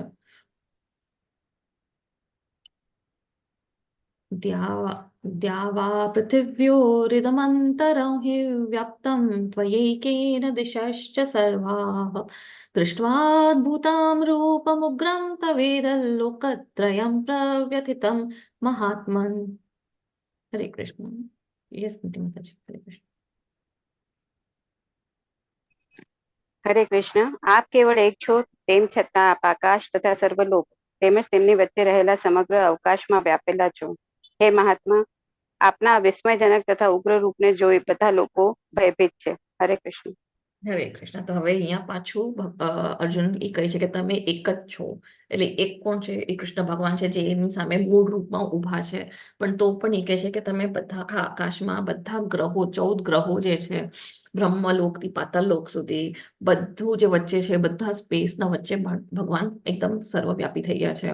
અને એ આ એમનું જે અદ્ભુત દૃશ્ય જોઈને પણ, અને જરાક એને ભયાનક પણ લાગે છે આ દૃશ્ય. ઓબ્વિયસલી આટલું બધું જોઈ છે, મોટી મોટી આંખો જોઈએ છે, મુખમાંથી અગ્નિ પ્રજ્વલિત થાય છે, આટલા બધા મુખ છે, આટલી બધી આંખો છે, ભુજાઓ છે. તો એ બધું જોઈને પણ એને જરાક એ ભયાનક જેવું લાગે છે. તો એ કહે છે આ બધું જોઈને બધા જે લોકના માણસો છે એ લોકો પણ ભયભીત થાય છે, વ્યતીત થાય છે. તો હવે ખાલી જે યુદ્ધભૂમિમાં ઉભા હતા, જે પૃથ્વી ઉપર હતા, એમને નથી દેખાતું, કારણ કે એ લોકો પાસે દિવ્ય દૃષ્ટિ નથી. પણ જે બીજા લોકમાં છે, જે જીવ છે, એ લોકો બધા જોઈ શકે છે. બીજા લોકના લોકો જોઈ શકે છે આ દૃશ્ય.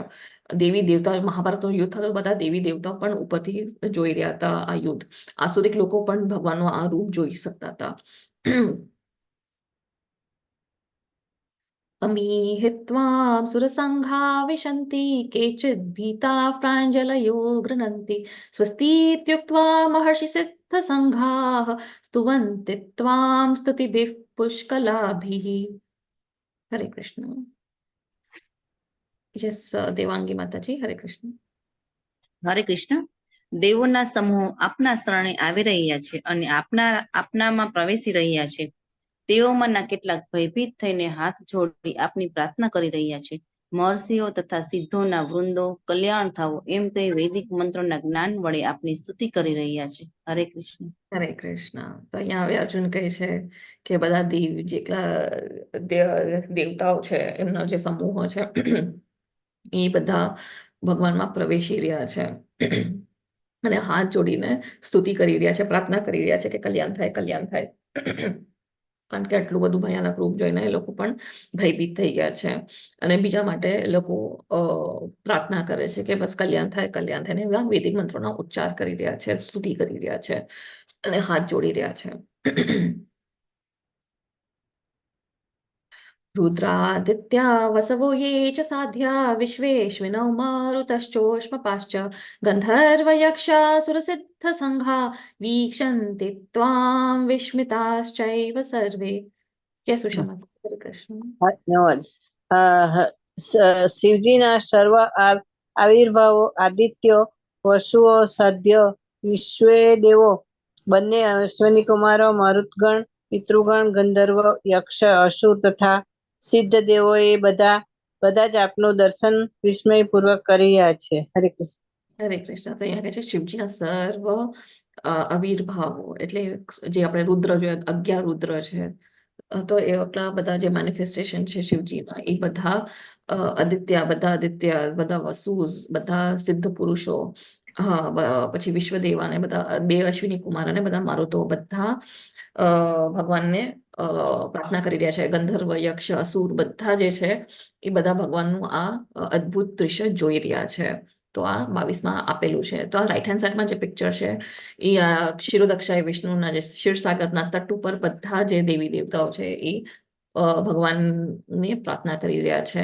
તો આ ભાગવતમમાં આવેલું છે આનું વર્ણન કે બધા દેવી દેવતા પણ ડાયરેક્ટ ભગવાનને પ્રાર્થના કરી નથી શકતા, એટલે મળી નથી શકતા ફેસ ટુ ફેસ. આવી રીતે સ્તુતિ કરે છે, તટ ઉપર બેસીને સ્તુતિ કરે છે. ત્યારે જઈને ભગવાન એમને દર્શન આપે છે.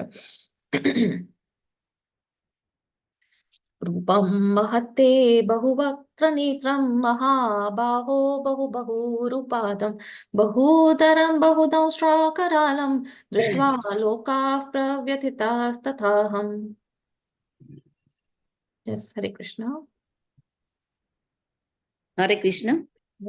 હે મહાબાહુ, આપના અનેક મુખ, નેત્ર, બાહુ, જાંઘો, ચરણ, ઉદર તથા ભયાનક દાંતો વાળા વિરાટ રૂપને જોઈને દેવો સહિત બધા લોક અત્યંત વ્યવસ્થિત થયા છે અને તે જ પ્રમાણે હું પણ વ્યથિત થયો છું. હરે કૃષ્ણ. થેન્ક યુ માતાજી. તો હવે કહે છે કે બધા દેવી દેવતાઓ પણ વ્યતીત થયા છે આ બધું તમારું આ જે અદ્ભુત રૂપ જોઈને, જેમાં આટલા બધા મુખ છે, નેત્ર છે, બાહુ, જંઘાઓ છે અને દાંતો છે, ભયાનક દાંત વાળા, ભયાનક એટલે મોટા મોટા દાંત વાળા, કારણ કે આગળ વર્ણન આવશે દાંતોથી શું થવાનું છે. તો એ બધું જોઈને બધા દેવી દેવતાઓ પણ વ્યતીત થાય છે અને અસુરો પણ વ્યતીત થાય છે. પણ દેવી દેવતાઓ વ્યતીત થાય છે એટલે એ લોકો સ્તુતિ કરે છે અને વેદા મંત્ર બોલે છે. એટલો એમ નથી ગભરાતા કે ભગવાન ક્યાંક એ લોકોને ખાય. એ લોકો શરણે જાય છે અને વ્યતીત થઈને શરણે જાય છે અને ભગવાનની સ્તુતિ કરે છે. પણ જે અસુરો છે એ લોકોનું શું થાય છે આપણે આગળ જોઈએ.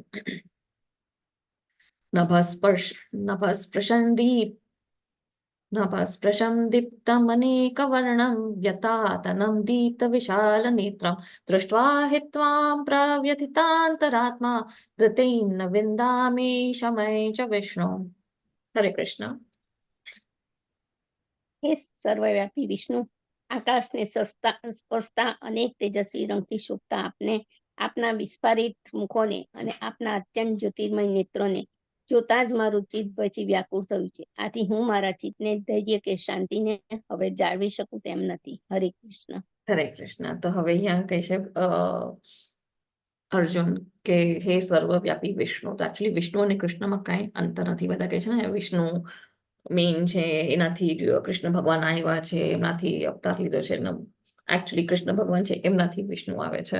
તો અહીંયા કહે છે કે સર્વવ્યાપી વિષ્ણુ આ આકાશમાં સ્પર્શતા અનેક તેજસ્વી રંગ શોભતા આપને આપના વિસ્કારિત મુખોને આ બધું જોઈને, આ બધું અદ્ભુત ચીજો જોઈને હવે એ અર્જુન જરાક વ્યતીત થઈ ગયો છે, એ ભયભીત થઈ ગયો છે. હવે એનું જરાક માઇન્ડ આઉટ ઓફ કંટ્રોલ થઈ ગયું છે આટલું બધું જોઈને. કારણ કે આપણે પણ આટલું બધું એક સાથે એકલું વંડરસ જોઈએ તો આપણે પણ જરાક વિચલિત થાય. આપણે સામે આવી તો કંઈક અચાનક આપણે કોઈ દિવસ કલ્પના ના કરી હોય એવી ચીજ આપણા સામે આવી જાય, અદ્ભુત ચીજ, તો આપણે પણ જરાક ટેન્શનમાં આવી જાય. તો આ તો અર્જુન છે, તો આટલું બધું અનલિમિટેડ ટ્રિલિયન ડાયમેન્શનનું ભગવાનનું વિશ્વ વિરાટ સ્વરૂપ જોઈને હવે એ જરાક ભયભીત થઈ ગયો છે ને એનું હવે મન જે છે એ શાંતિ નથી જળાવતું, એ ચિંતિત થઈ ગયો છે. તો હવે એ રિક્વેસ્ટ કરશે ભગવાને, અમી ચ ત્વામ ધૃષ્ટરાષ્ટ્રસ્ય પુત્રા સર્વે સહૈવાવનિપાલસંઘૈઃ ભીષ્મો દ્રોણસૂતપુત્રસ્તથાસૌ સહાસ્મદ્યૈરપि યોદ્ધમુખ્યૈઃ વક્त्राणि તે ત્વરમાણા વિશન્તિ દંશ્રાકરાલાनि ભયાનકાनि કેચિદ વિલગ્ના દશનાંતરેષુ સદ્રશ્યન્તે ચૂર્ણિતૈરુત્તમાંગૈઃ. હરે કૃષ્ણ. 26 અને 27 અને બદલે હરે કૃષ્ણ. હરે કૃષ્ણ. ધૃતરાષ્ટ્રના બધા પુત્રો પોતાના સર્વે સહાયક રાજાઓ સહિત તથા ભીષ્મ, દ્રોણ, કર્ણ તેમજ અમારા મુખ્ય યોદ્ધાઓ પણ આપના વિકરાળ મુખમાં પ્રવેશ કરી રહ્યા છે. તેમાંના કેટલાકના મસ્તકોનો તો હું આપના દાંતોની વચ્ચે ચૂર્ણ થયેલા જોઈ રહ્યો છું. હરે કૃષ્ણ. હરે કૃષ્ણ. તો હવે અહીંયા જે આ ભગવાન દેખાડે છે વિશ્વ સ્વરૂપ કોને દેખાડે છે? જેને વિશ્વાસ નથી એના માટે આ વિશ્વ સ્વરૂપ છે. તો અહીંયા અર્જુન કહે છે કે બધા રાજાઓ ભીષ્મ, દ્રોણ, સૂતપુત્ર એટલે કર્ણ અને બધા જે એમના પોતાના જ સેનાઓમાંથી જે બધા છે સૈનિક, એ લોકો પણ ભગવાનના મુખમાં જાય છે, ભયાનક મુખમાં જાય છે. એટલે મેં કીધું ને દાંત, જે ભયાનક દાંત હતા, તો શું થાય છે ભયાનક દાંતથી? ભગવાન એ બધા સૈનિકોને બધા ચૂર કરે છે એમના દાંતોના વચ્ચે. ભીષ્મ, દ્રોણ, કર્ણ આ બધા સૈનિક છે જે, અને આ લોકો પાંડવના સેના પણ સૈનિકોને પણ ભગવાન એમના દાંતના વચ્ચે કચરાઈ જાય છે. તો આ એ વર્ણન આપે છે અર્જુન. તો આ બધું ભયાનક જોઈને અર્જુન ભયભીત થાય છે. એટલે અહીંયા હજી એક પ્રમાણ છે કે અર્જુન પાંડવાસ બધા આ યુદ્ધ જીતવાના હતા, એ પરિણામ જોઈ જાય છે. તો આ ભવિષ્યનું છે, જે ભગવાને કીધું હતું ને કે તને જે પણ જોવું હોય, ભૂત ભવિષ્ય જે પણ તારે જોવું હોય, જે ચાલે છે, જે નથી ચાલતું, બધી ચીજો તને દેખાશે. આમાં જે બ્રહ્માંડમાં થઈ રહ્યું છે તને બધું દેખાશે, જે થવાનું છે એ પણ તને દેખાશે. તો હવે અહીંયા એનું ભવિષ્ય જોઈ છે કે આ લોકો યુદ્ધ જીતવાના છે. એનો મતલબ અહીંયા એ પ્રમાણ છે કે પાંડવો જીતી જવાના છે. એટલે ભગવાન કહે છે કે તું ભયભીત ના થા, તું ઉભો થા અને તું હવે યુદ્ધ કર. કારણ કે હવે ભગવાને તો એનો રિઝલ્ટ આપી દીધો કે શું થવાનું છે, કે આ લોકો બધા ભીષ્મ દેવ તો ઓલા હતા, એને કોઈ પરાજય ના કરી શકે, એ તો એકદમ અજય હતા. પણ એમને શું કર્યું હતું? એમને એક વૈષ્ણવ અપરાધ કર્યો હતો. જ્યારે દ્રૌપદીનું વસ્ત્રહરણ થઈ ગયું હતું, એ ચૂપ બેઠા હતા, એમને એમની ફરજ ના નિભાવી, તો એ ચૂપ બેઠા હતા. એમનું જે મૌન રાખ્યું હતું એ એમનો બહુ મોટો વૈષ્ણવ અપરાધ હતો. કારણ કે દ્રૌપદી કૃષ્ણ ભગવાનની ભક્ત હતી, એમની મિત્ર હતી, અને એમને કોઈ પણ ભગવાનના ભક્ત સાથે આવી રીતે અન્યાય કરે છે તો ભગવાન એને પણ બક્ષતા નથી. કોઈને બક્ષે નહીં, કોઈને માફ નહીં કરે, કોઈને ક્ષમા નહીં કરે. ભલે તમે એમના ભક્ત હશો, પણ ભગવાનના જ ભક્ત હશો, પણ ભગવાનના ભક્ત બીજા ભક્તને અગર તમે કષ્ટ પહોંચાડશો તો ભગવાન ક્ષમા નહીં કરે. ભાગવતમમાં પણ એમના શરણે જશો તો પણ એક એવો ભાગવતમમાં સ્ટોરી છે, કોઈને ખબર છે, જ્યારે ભગવાન પાસના શરણે એક વ્યક્તિ જાય છે પણ ભગવાન એને ક્ષમા નથી કરતા. ભાગવતમાં ખાલી એક સ્ટોરી એવી છે કે ભગવાનના શરણે જઈને પણ ભગવાન એને ક્ષમા નથી કરતા. એ કોણ છે? કોઈને ખબર છે? આપણી આગળ આવશે સ્ટોરી કાલના આવનાર ચેપ્ટરમાં. પણ પેલાના જે સ્ટુડન્ટ્સ હોય એને ખબર હોય કે એવું કોણ એક વ્યક્તિ છે જે ભગવાનના શરણે જાય છે, વૈકુંઠ જાય છે, પણ ભગવાન એને ક્ષમા નથી કરતા. એના પાછળ સુદર્શન ચક્ર મોકલે છે. અંબરીશ રાજાની યસ. તો એ કોણ છે જે ભગવાનના દુર્વાસા ઋષિને શ્રાપ આપે છે? હરી બોલ. હા, હરી બોલ. દુર્વાસા મુનિ તો આપણી આગળ સ્ટોરી જોશે. એક ખાલી દુર્વાસા મુનિનો એક ઇન્સિડન્ટ છે, જે દુર્વાસા મુનિ પોતે જાય છે વિષ્ણુ પાસે કે મને ક્ષમા કરો. તો ભગવાન કહે છે કે તે મારા ભક્તનું અપમાન કર્યું, તો મારા ભક્ત પાસે જ તું એના શરણે જા, હું તને ક્ષમા નહીં આપું. તો ભક્ત એટલા ઇમ્પોર્ટન્ટ છે ભગવાન માટે, એમનો પરિવાર છે. તો ભગવાનના ભક્તને કોઈ હાનિ પહોંચાવે તો ભગવાન એને માફ નથી કરતા. તમે એમના શરણે પણ જશો તો ભગવાનને તમે ગાળું આપશો, તમે પૂજા પાઠ કરશો, એમાં કંઈક અપરાધ થઈ જાય છે કે કંઈક આપણે નામ અપરાધ કરે છે, નામ જાપ કરતા પણ ઘણા અપરાધ થાય છે આપણાથી, એ ભગવાન તોય આપણને ક્ષમા કરતા જશે. પણ અગર ભગવાનના ભક્તનો આપણે વૈષ્ણવ અપરાધ કરશું, વૈષ્ણવનો અપરાધ કરશું તો ભગવાન ક્ષમા કરતા નથી. તો એ અહીંયા દેખાડે છે અર્જુનને કે હું કોઈને ક્ષમા નહીં કરું, અને તું ભયભીત નહીં થા, તું ઉભો થઈને યુદ્ધ કર. સોરી.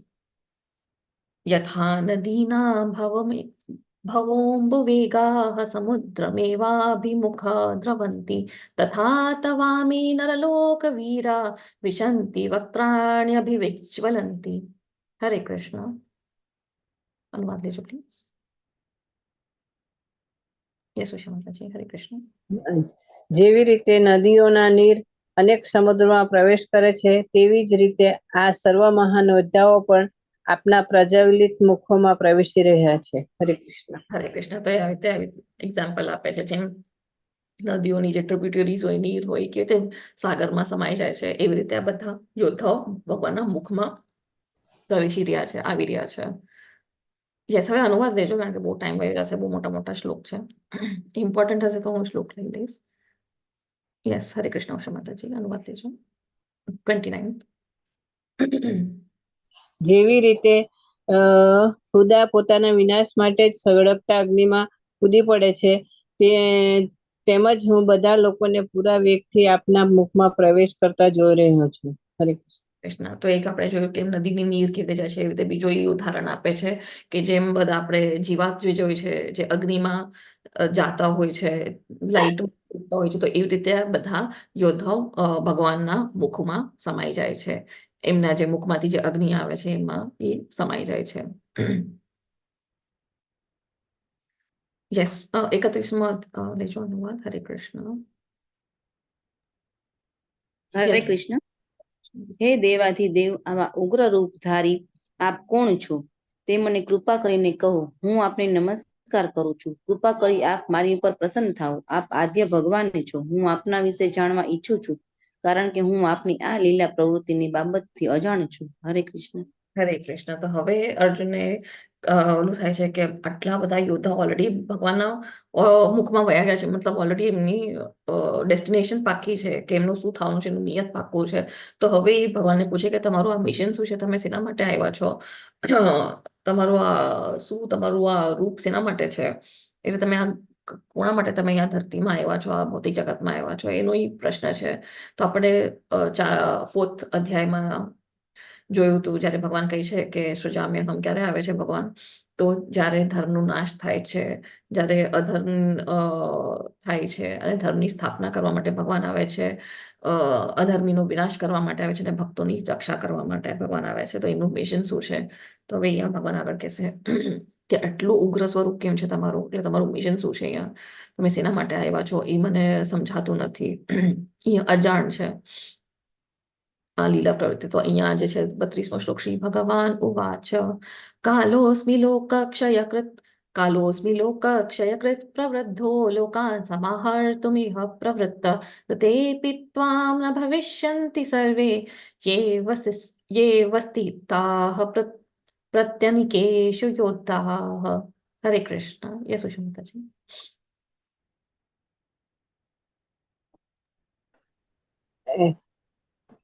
પૂર્ણ પુરુષોત્તમ પરમેશ્વર બોલ્યા, હું સર્વ વિશ્વના મહાવિનાશ કરનારો કાળ છું, અને હું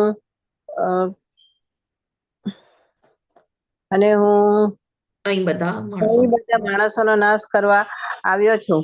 તમે તમારા પાંડવોના સિવાય બંને પક્ષના તમામ યોદ્ધાઓ વિનાશ પામશે. ખરેખર. થેન્ક યુ માતાજી. તો અહીંયા કહે છે હવે આ શ્લોકમાં કાલોસ્મી, કે હું આ વિશ્વનો મહાવિનાશી કાલ છું. તો ભગવાન કોણ છે? આપણે ગઈકાલના અધ્યાયમાં પણ વિભૂતિમાં ભગવાને જોયું હતું ને કે હું કાલ છું, વિનાશી કાલ છું. તો અહીંયા પણ ભગવાન કહે છે કે સર્વ વિનાશનો મહાવિનાશી, વિશ્વનો મહાવિનાશી હું કાલ છું, અને એ બધા માણસોને અહીંયા નાશ કરવા આવ્યા છે સિવાય પાંડવોના.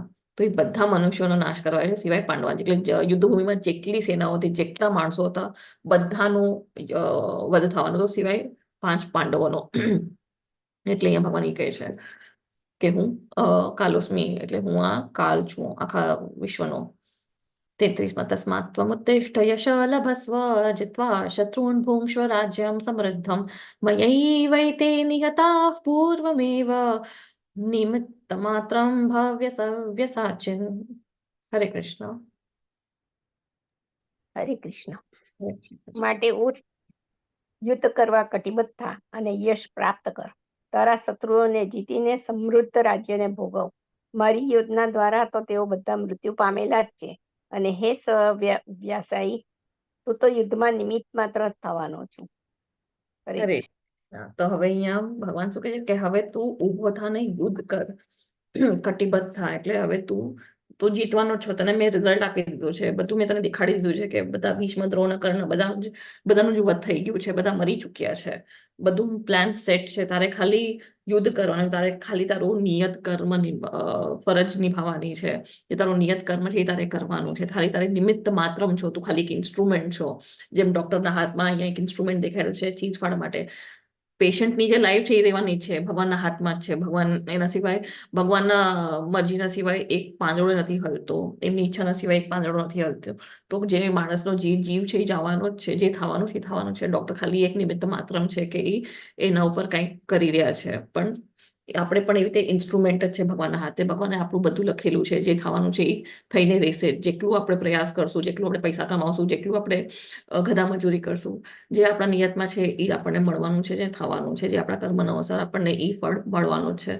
તો ભગવાન એટલે અહીંયા કહે છે કે તું ખાલી તારે નિમિત્ત તમારું જે નિમિત્ત ફળ છે એ તો તમારે કાર્ય કરવાનું છે કોઈ એનું આશા નથી રાખવાની કોઈ ફળની આશા નથી રાખવાની સુખ દુઃખ જે પણ આવે છે એ આપણે ખાલી વૃક્ષની જેમ ટોલરેટ કરવાનું છે એનો મતલબ અહીંયા છે તો અહીંયા ભગવાન એટલે કહે છે તો હવે ઊભો થા હવે યુદ્ધ કર તારે યુદ્ધ તો કરવું પડશે તારો નિયત કર્મ છે એ નિભાવવું જ પડશે બાકી તો રિઝલ્ટ તને દેખાડી દીધું છે મેં કે આ લોકો હારવાના છે નહીં એટલે સવ્ય સાચીન એટલે શું જે તીર એકદમ નિશાનામાં મારે એને સવ્ય સાચીન કહેવાય છે તો અહીંયા ભગવાન એટલે એ કહે છે કે બધું સેટ છે બધું પ્લાન સેટ છે તારે ખાલી તારા કર્મ કરવાના છે એટલે આપણા માટે પણ બધા પ્લાન સેટ છે કે આપણું ભવિષ્યમાં શું થવાનું છે આવતું જન્મ આપણે કેવું થવાનું છે બધું સેટ છે આપણે ખાલી આપણા કર્મ કરવાના છે બીજું કાંઈ એનું ફલ શું આવવાનું છે એ બધું આપણે કંઈ એના માટે કંઈ ટેન્શન નથી લેવાના જે આપણે એટલા બધા ટેન્શન હોય છે કે ભવિષ્યમાં શું થશે બાળકોનું શું થશે રિટાયરમેન્ટ પછી શું થશે ઓલ્ડ એજમાં શું થશે તો બધું આપણે ભગવાન આપી રહ્યા છે બધું ભગવાનના કૃપાથી આપણને મળી રહ્યું છે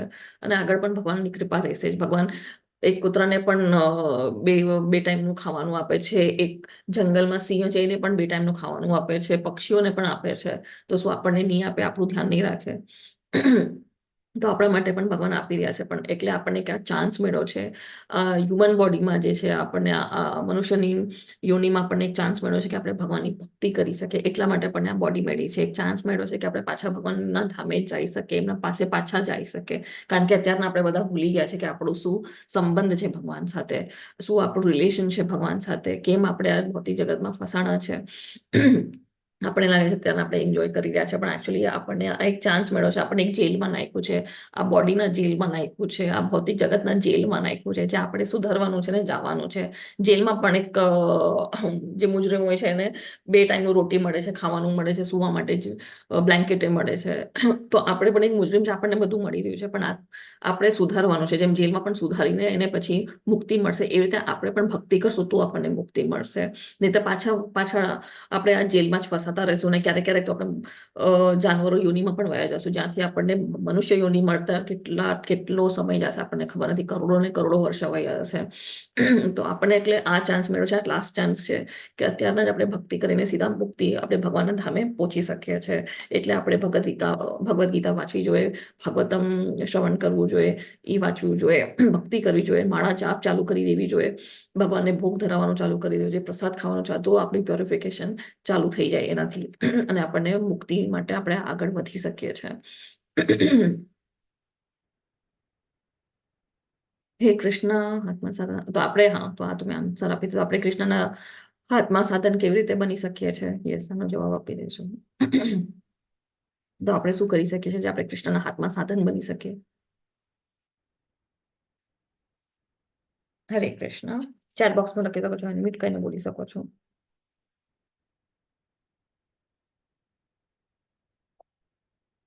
હરે કૃષ્ણ. શું કરવું જોઈએ આપણે? કૃષ્ણની ભક્તિ કરવી જોઈએ. કૃષ્ણ હજારો વર્ષોથી જે બધા આપણા વિખૂટા બધા જીવો થયા છે બધાને ભેગા કરી કૃષ્ણ સાથે પહોંચાડવા જોઈએ. હરે એ લોકોને મદદ કરવી જોઈએ. આપણે આવો ગીતાનો ભાવ કે પુસ્તકો કે વાંચન કરાવવું જોઈએ. આવા જે સેમિનાર થાય છે એમાં ભાગ લેવા એ લોકોને કહેવું જોઈએ અને એ લોકોને આ કૃષ્ણની ભક્તિમાં નજીક લાવવા જોઈએ. બહુ સરસ બોલ્યા. યસ માતા, થેન્ક યુ સો મચ કીર્તિ માતાજી. યસ હરી બોલ. કે આપણે એને એકચ્યુઅલ માધવ સેવા કહેવાય. માનવ સેવા, માધવ સેવા એટલે આ ને માનવ સેવા કહેવાય. જેમ માતાજી કીધું, કીર્તિ માતાજી, કે આપણે બીજાને કૃષ્ણ ભક્તિમાં લાવવા જોઈએ, એમને કૃષ્ણનું જ્ઞાન આપવું જોઈએ, ભગવદ્ ગીતાનું જ્ઞાન, એમાં આવા ક્લાસીસમાં આપણે જોડાવા જોઈએ. તો એને એકચ્યુઅલ માનવ સેવા કહેવાય છે. આપણે બીજાનો ઉદ્ધાર કરી શકીએ, કૃષ્ણ ભક્તિ આપી શકીએ, તો એને એકચ્યુઅલ માનવ સેવા કહેવાય છે ને એ એકચ્યુઅલ માધવ સેવા કહેવાય છે. બહુ સરસ જવાબ આપ્યો કીર્તિ માતાજી. હરી બોલ. યસ, ચેટ બોક્સમાં પણ ભક્તિ અને વિશ્વાસ. યસ નીતિ માતાજી. હરી બોલ. Thank you. તો આપણે પણ ભક્તિ કરવી જોઈએ. જે પણ આપણે કાર્ય કરે છે એમાં કૃષ્ણને વચ્ચે રાખીને આપણે કાર્ય કરે. આપણે પણ આપણી ફરજ નિભાવવાની જ છે. જે આપણો નિયત કર્મ છે એ કરવાનો છે, અને પણ કૃષ્ણને વચ્ચે રાખીને એમનું મનમાં ચિંતન રાખીને બધું જે આપણું ફળ હા. છે એ બધું એમને અર્પણ કરીને. યસ. આમાં એક એક્ઝામ્પલ એવું હોય છે કે ધારો કે મેળામાં કોઈ શેઠ હોય ને એનો છોકરો ખોવાઈ ગયો હોય. હવે શેઠને એનો છોકરો મળતો નથી, પણ પછી અચાનક કોઈના હાથમાં આવી જાય છે અને એ શેઠને આપી દે છે કે લે આ તારો છોકરો તને પાછો આપું. તો શેઠ કેટલા બધા ખુશ થઈ જાય છે, મારો છોકરો મને મળી ગયો. એવી રીતે ભગવાન પણ આપણા પિતા છે, એનાથી બધા હજારો વર્ષોથી બધા છૂટા પડી ગયા છે. હવે કોકને આપણે આંગળી પકડીને એમને સોંપીએ તો એમને એમ થાય કે મારો જીવ, મારો અંશ મને પાછો મળ્યો છે. ભગવાન એટલા ખુશ થાય કે મારી પાસે આવ્યો છે. જેમ યસ. શેઠને આનંદ થાય છે કે મારો છોકરો મને મળ્યો, એવી રીતે ભગવાનને પણ એટલો આનંદ થાય છે કે મારો અંશ મારી પાસે પાછો આવી ગયો છે. હરી બોલ. હરી બોલ. યસ. હરે કૃષ્ણ. તો આપણે પણ ગુરુની આંગળી પકડીને જ આપણે ભગવાન પાસે પહોંચી શકીએ છીએ. હરી બોલ. બહુ સરસ બોલ્યા તમે માતાજી. એમાં હજી એક રીતે એક્ઝામ્પલ કહેવાય છે કે આપણે પણ જયારે ભોગ ધરાવીએ છીએ તો ભગવાનને કેમ ભોગ ધરાવવાનો છે? આપણે પોતે જ ના ખાઈ લે કંઈક મંત્ર બોલીને. તો જયારે એક નાનું બાળક જયારે છે, એના પિતા એને જયારે ચોકલેટ આપે છે તો બાળક પાછું શું કરે છે? ચોકલેટના બે ટુકડા કરીને એના પપ્પાને જ પાછું ખવડાવે છે. તો પપ્પાને કેવું આનંદ થાય છે. એમને ચોકલેટની જરૂરત નથી પણ એને આનંદ આવે છે. તો સેમ ભગવાનને જયારે આપણે, જે ભગવાન આપણને આપે છે એ જ આપણે ભગવાનને જયારે ધરાવીએ છીએ તો ભગવાનને પણ આનંદ થાય છે. તો એ જ છે કે ભગવાન પણ ભાવના ભૂકા છે, પ્રેમના ભૂકા છે, અને એમને જોઈએ છે કે આપણે એના ભક્તો પાછા એમના પાસે આવે. બહુ સરસ સમજાવ્યું માતાજી. તમે ક્લાસ લેવાનું ચાલુ કરો માતાજી. લેવલ 1. લેવલ 1. હરે કૃષ્ણ કીર્તિ માતાજી. તમે કયા લેવલ ઉપર છો? હરે કૃષ્ણ. હજુ તો એક જ લેવલ પર છું. અચ્છા, પહેલું અચ્છા. જ લેવલ છું. Okay, okay. હરી બોલ. બહુ સરસ સમજાવો છો તમે પણ. પણ મને ચોપડીઓ વાંચવાનો ને એવો શોખ છે, એટલે વાવ. ભક્તિવાળી આવી ચોપડીઓ હું વાંચું છું. તો તમે હવે લેવલ 1 કોર્સ પૂરો કરો, લેવલ 2 કરો ને પછી તમે પણ પણ મને શાંતિથી યાદ નથી રહેતું, હવે બધું ભૂલી જવાય છે. તેમાં જે માતાજી, પ્રશ્ન તમારા જવાબ કરતા આવે હું છે નથી યાદ રહેતા. વધારે મોટી હું ભૂલક્કડ છું. પણ આપણે શું હું ભૂલી લખીએ? જાઉં છું બધું. આ જો એટલે બે મને હવે ક્વેશ્ચન આન્સર આપવાના મન ના આવડે. મારી ઈચ્છા તો થાય લેવલ 2 માં જવાની, પણ મને એવું થાય કે માથી જવાબ નહીં આપી શકાય, ભૂલી જઈશ બધું. ના ના, એ કૃષ્ણ તમને યાદ શક્તિ આપશે. કૃષ્ણ બેઠા છે ને. કારણ કે કયા અધ્યાયમાં કયો શ્લોક આવે છે એ બધું યાદ ના રહે. એમ થોડીક સમજ રહે ભગવદ્ ગીતાની કે અભ્યાસ. ભગવતની, પણ અભ્યાસ રહે, પણ કયા શ્લોકમાં કયો અધ્યાયમાં શું આવે છે ને એ ભૂલી જવાય. એના નંબર ને બધું ભૂલી જવાય, ના યાદ રહે. એટલે ના, એ તો હરે આપણે કૃષ્ણ. પ્રેક્ટિસ તો મને યાદ ના હોય. તો આપણે પ્રેક્ટિસ જેટલું કરશું તમે પછી લખી નાખવાનું. જો મેં બે બુક લઈને બેઠી છું, બે બુકમાં મારા બધા નોટ્સ લખ્યા છે, એટલે જરાક લખી નાખવાનું અને પછી તમે જયારે બોલો તો યાદ રહેશે. જેટલી વાર તમે પ્રેક્ટિસ કરશો. ચલો આગળ આપણે ડિસ્કશન કરીએ, ક્લાસ આગળ વધે. હરે કૃષ્ણ.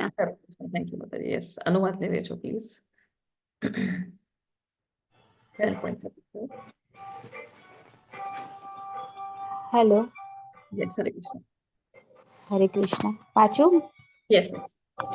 દ્રોણ, ભીષ્મ, જયદ્રથ, કર્ણ તથા અન્ય મહાન યોદ્ધાઓ પહેલાથી જ મારા વડે હણાઈ ચૂક્યા છે, માટે તું તેમનો વધ કર અને લેશ માત્ર વ્યથિત થઈશ નહીં. માત્ર યુદ્ધ કર અને યુદ્ધમાં તું તારા શત્રુઓને પરાસ્ત કરીશ.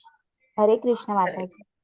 થેન્ક યુ માતાજી. યસ, તો અહીંયા કીધું છે કે બધા જ, હવે અહીંયા પોતે ભગવાન કહે છે કે બધા જ તો હણાઈ ગયા છે, બધાનું વધ થઈ ગયું છે. ભીષ્મ, દ્રોણ, જયદ્રથ, કર્ણ, બધા જ જે મોટા મોટા યોદ્ધા, મહાન યોદ્ધાઓ હતા આ લોકો બધા. કોઈ નાના એવા યોદ્ધા નહોતી, બધા મહાન યોદ્ધાઓ, બધાનું નાશ થઈ ગયું છે. ભગવાને નાશ કરી નાખ્યા છે, બધાનું વધ કરી નાખ્યા છે. તો હવે અર્જુનને વિચલિત થવાની જરૂર નથી. એને હવે બધા જે શોક હતો એનો ફર્સ્ટ ચેપ્ટરમાં આપણે જોયું કેવો શોક પ્રકટ કરી રહ્યો હતો, કેવું ઉદાસ થઈ ગયા. તો હવે કે છે હવે તારે એવું ડિસ્ટર્બ થવાની જરૂર નથી. હવે તું ઊભો થા ને હવે તું યુદ્ધ કર. બધા તો મરી ગયા છે, તને મેં આખું પરિણામ, કોઈક આપણી એક્ઝામ હોય કંઈક આવતીકાલે ને આપણને કોઈક આપી દે રિઝલ્ટ કે તું જો તારા 100 માર્ક્સ આવવાના છે, આપણે ખાલી જઈને લખવાનું જ છે. આપણને ખબર છે આપણે 100 તો 100 આઉટ ઓફ 100 મળવાના છે, આપણે ખાલી લખવાનું છે. તો આપણે શું લખશું નહીં? એને ખબર છે, એને રિઝલ્ટ જ આપી દઉં, રિઝલ્ટ તને આપી દઉં છું. બધા કુરુવંશ આખું નાશ થઈ ગયું છે. હવે તો તું ઉભો થા ને હવે તો તું યુદ્ધ કરે. એટલે મોટિવેશન આપે છે ભગવાન અર્જુનને. યસ 11.35 સંજય વાચ અનુવાદ લઈ લેજો, સંજયનો છે કારણ કે હવે બહુ મોટા મોટા શ્લોક છે. હરે કૃષ્ણ. સંજયે ધૃતરાષ્ટ્રને કહ્યું, હે રાજા, પૂર્ણ પુરુષોત્તમ પરમેશ્વરના મુખેથી આ વચનો સાંભળ્યા પછી ધ્રુજી રહેલા અર્જુને તેમને હાથ જોડી વારંવાર નમસ્કાર કર્યા અને ડરતા ડરતા ભગવાન શ્રી કૃષ્ણને ગદગદ કંઠે આ પ્રમાણે કહ્યું. હરે કૃષ્ણ. હરે કૃષ્ણ. યસ, તો અહીંયા હવે સંજય કહે છે ધૃતરાષ્ટ્રને કે અર્જુન હવે એકદમ ગટગટ કંઠ થઈ ગયો છે, એકદમ ઓલો થઈ ગયો છે. અને હવે એ શ્રી કૃષ્ણ ભગવાનને નમસ્કાર કરે છે. અને એના જે અવાજ હવે જરાક ઓલું થઈએ ને, આપણે પણ જરાક એકદમ ઓવરવેલ્મ થઈ જાય છે, તો આપણો પણ આમ કંઠ ભરાઈ જાય છે. તો એવી રીતે અર્જુનનો પણ કંઠ ભરાઈ ગયો છે. હવે શું કહે છે હાથ જોડીને, હવે શું સ્તુતિ કરે છે હવે આપણે આગળ જોશું. યસ 11.36 અર્જુન વાચ. હરે કૃષ્ણ.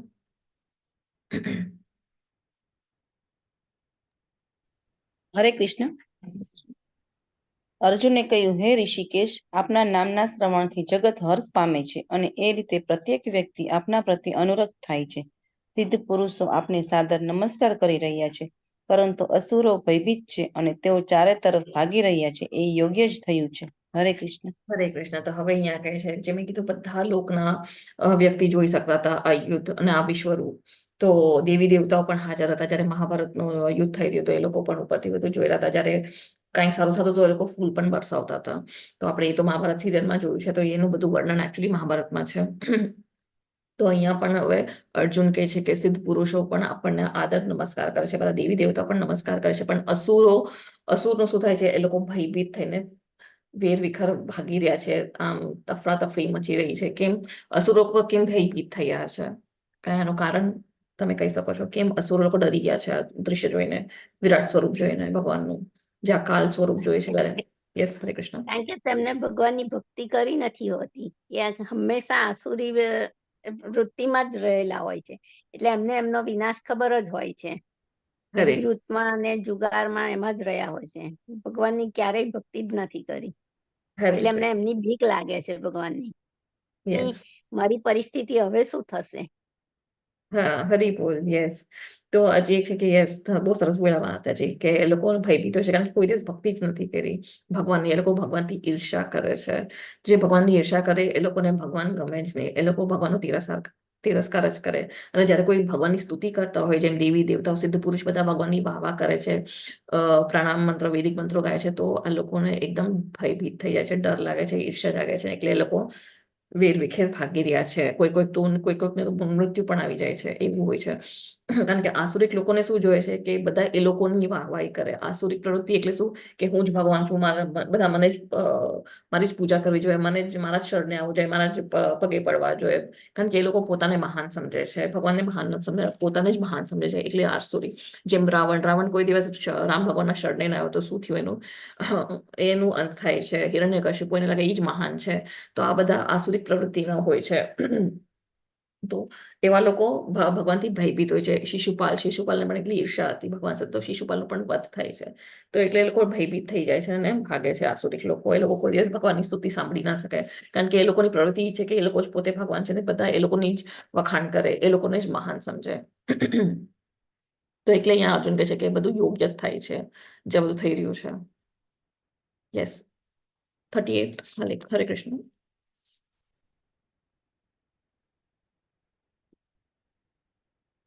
અનુવાદ લેજો પ્લીઝ. યસ.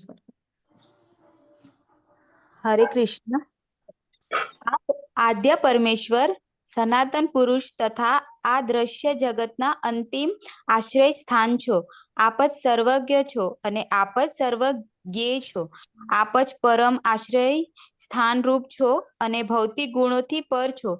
હે અનંત રૂપ, આ સંપૂર્ણ દ્રશ્ય જગત આપના દ્વારા વ્યાપ્ત છે. હરે કૃષ્ણ. હરે કૃષ્ણ. તો પાછી અહીંયા અર્જુન એમની સ્તુતિ કરે છે કે ભગવાન શું છે, એ બધા આશ્રય છે, બધાના આશ્રય છે, એક જ્ઞેય તત્વ પણ છે, એક જ્ઞેય પણ છે, સર્વજ્ઞ છે અને યજ્ઞ સ્વામી એ છે. તો બધું જ એ ભગવાન જ છે ને બધું ભગવાનમાં જ સ્થિર છે અને ભગવાન તો એકદમ અપરંપાર છે, એમની કોઈ સીમા જ નથી અને સંપૂર્ણ દૃશ્ય જગત એમના દ્વારા વ્યાપ્ત છે, આખું વ્યાપ્ત છે. તો અહીંયા અર્જુન અહીંયા એનું વર્ણન કરે છે, એ આપણી માટે વર્ણન કરે છે અને એ ત્રણેય ગુણોથી પરે છે, એ ગુણાતીત છે, ભૌતિક ગુણોથી પરે છે. આપણે ગુણોના અંદર આવે છે, આપણે મહામાયાના અંદર આવે છે, પણ ભગવાન તો ગુણાતીત છે. મહામાયા ભગવાનની અંદર આવે છે, માયાદેવી ભગવાનની દાસી કહેવાય છે ને આપણે માયાના દાસ છે. તો જેમ ભગવાનના દાસ હોય એ એકદમ બિંદાસ હોય, પણ જે માયાના દાસ હોય એ હંમેશા ઉદાસ હોય. યસ. 41 to 42. હરે કૃષ્ણ. હરે કૃષ્ણ. આપને મારા મિત્ર તરીકે માનીને મેં આપને હે કૃષ્ણ, હે યાદવ, હે સખા જેવા અવિચારી સંબોધનથી બોલાવ્યા છે, કારણ કે હું આપના મહિમાથી અજાણ હતો. મેં મૂર્ખામીથી કે પ્રેમવશ જે કંઈ કર્યું હોય તે માટે કૃપા કરી મને ક્ષમા કરો. મેં ઘણીવાર વિનોદમાં, વિશ્રામના સમયે, સાથે સૂતી વખતે, સાથે બેઠા હોઈએ ત્યારે અથવા સાથે જમતી વેળા, કોઈ વાર એકલા તો કોઈ વાર ઘણા મિત્રો વચ્ચે આપનો અનાદર કર્યો છે. હે અચ્યુત, કૃપા કરી આપ મારા આ સર્વ અપરાધો ક્ષમા કરો. હરે કૃષ્ણ. હરે કૃષ્ણ. થેન્ક યુ માતાજી. તો હવે અહીંયા અર્જુન પેલા સાખ્યા ભાવમાં હતા ફર્સ્ટ ચેપ્ટરમાં, પછી એ એના શિષ્ય બની ગયા સેકન્ડ ચેપ્ટરમાં, જ્યારે કે કાર્પણ્ય દોષો, હવે હું તમારો શિષ્ય બની ગયો છું. તો હવે આખો એમનો એ રાસ ચેન્જ થઈ ગયો છે, એનો ભાવ ચેન્જ થઈ જાય છે અને એટલે અહીંયા ક્ષમા માંગે છે જ્યારે એને ખબર પડે છે કે ઓ, હું જેને મિત્ર સમજતો હતો એ તો બહુ મોટા, એ તો સ્વયં ભગવાન છે, આખા વિશ્વ, આખા બ્રહ્માંડના બધાના એ તો કરતા ધરતા છે, પાલન કરતા છે. તો એમને તો એટલે અહીંયા ક્ષમા માંગે છે કે જ્યારે મિત્રતામાં હું અજ્ઞાનતામાં હતો ત્યારે મેં તમારી કેટલી મસ્કરી, આપણે પણ આપણા જે ફ્રેન્ડ્સ હોય આપણે હંમેશા મસ્તી કરતા હોય ફ્રેન્ડ સાથે, ક્યારેક મારે કે ક્યારેક આપણે મજાક ઉડાવે, કોઈકના સામે મજાક ઉડાવે, યા એકલામાં પણ આપણે મજાક ઉડાવે.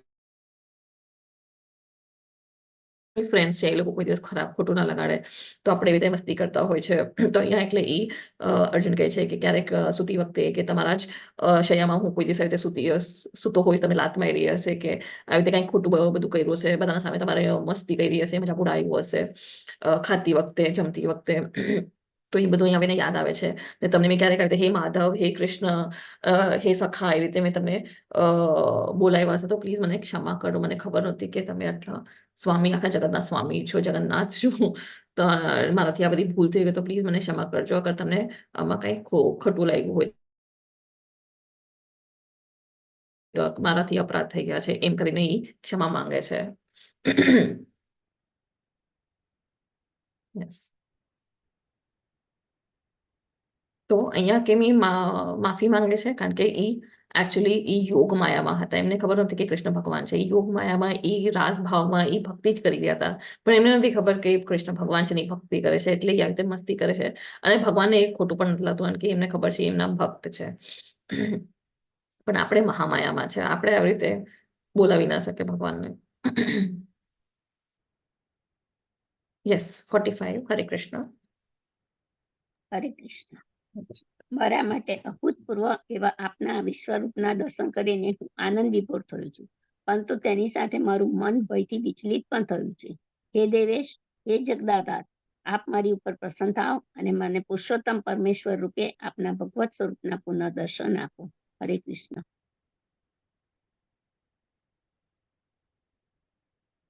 હરે કૃષ્ણ. વાંચવા પાનું છે. Okay, Hare Krishna, thank you માતાજી. તો અહીંયા કહે છે કે હવે એને આ બધું દૃશ્ય જગત બધું જોઈને એને આનંદ થયો, આનંદ વિભોર તો થયો છે, પણ એને જરાક વિચલિત પણ થયો છે કારણ કે આટલું ભયાનક સ્વરૂપ જોયું છે.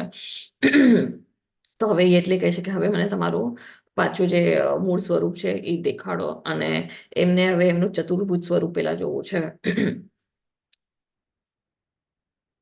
તો એટલે એ રિક્વેસ્ટ કરે છે કે મને પાછા તમારો જે ઓરિજિનલ રૂપ સ્વરૂપ છે એ મને તમે બતાવો. યસ, હરે કૃષ્ણ. આ બે અનુવાદ લઈ લેજો, 46 અને 48. અનમ્યુટ કરજો માતાજી. હરે કૃષ્ણ. જય પ્રભુજી. યસ, હરે કૃષ્ણ. હે વિશ્વરૂપ, હે 1000 ભુજાઓવાળા પ્રભુ, હું આપના મુકુટધારી ચતુર્ભુજ સ્વરૂપના દર્શન કરવા ઈચ્છું છું, કે જેમાં આપ મસ્તકે મુકુટ અને આપની ભુજામાં શંખ, ચક્ર, ગદા તથા પદ્મ ધારણ કરો છો. તે જ રૂપના દર્શન કરવાની મને અભિલાષા છે.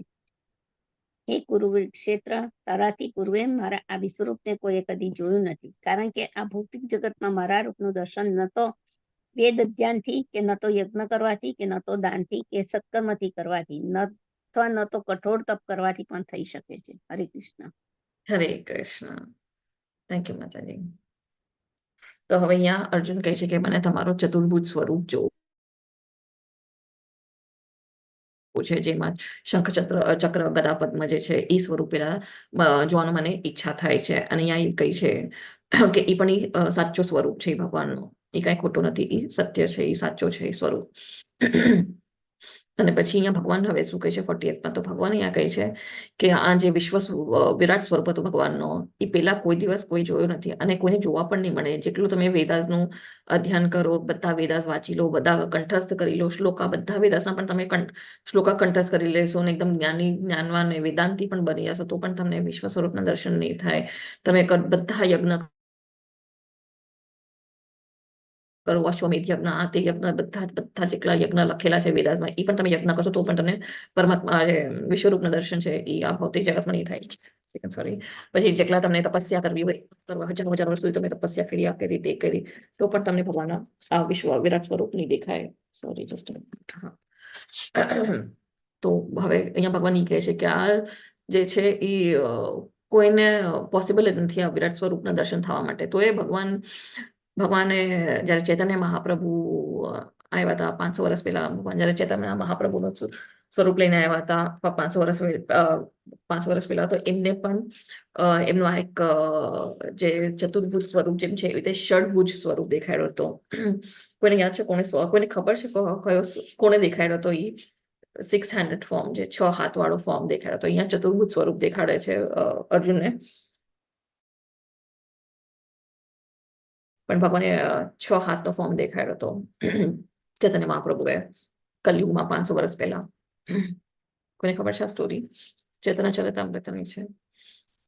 ઓકે, તો એમને જે પ્રતાપરુદ્ર મહારાજ આપણે જે જોયા હતા, જે જગન્નાથપુરીના ઓરિસ્સાના મહારાજ છે, જે રસ્તો સાફ કરે છે, તો એ પ્રતાપરુદ્ર મહારાજને દેખાડ્યો હતો એ ષડ હાથ વાળો રૂપ, અને સૌમ ભટ્ટાચાર્ય મહારાજને દેખાડ્યો હતો. તો એ ચૈતન્ય મહાપ્રભુએ ત્યારે એમને કલયુગમાં રૂપ દેખાડ્યો છે. અને જગઈ મધાઈના સામે તો સુદર્શન ચક્ર પણ આવી જાય છે, એટલે જગઈ મધાઈનું ટ્રાન્સફોર્મેશન થાય છે. તો ચૈતન્ય ચરિતામૃત લીલાની કથા છે અને એ સત્ય છે. તો અહીંયા ભગવાન કહે છે જે વિરાટ સ્વરૂપ છે એ કોઈએ નથી જોયો અને કોઈ જોઈ પણ નહીં શકે. આટલું બધું આપણે દાન, તપ, યજ્ઞ બધું જે પણ કરશું તો પણ ભગવાનના આ દર્શન બહુ મુશ્કેલ છે આ ભૌતિક જગતમાં મળવા માટે. તો હવે કેવી રીતે આપણને અહીંયા દર્શન થશે? યસ, હરે કૃષ્ણ. 49 થોડો અનુવાદ લેજો પ્લીઝ.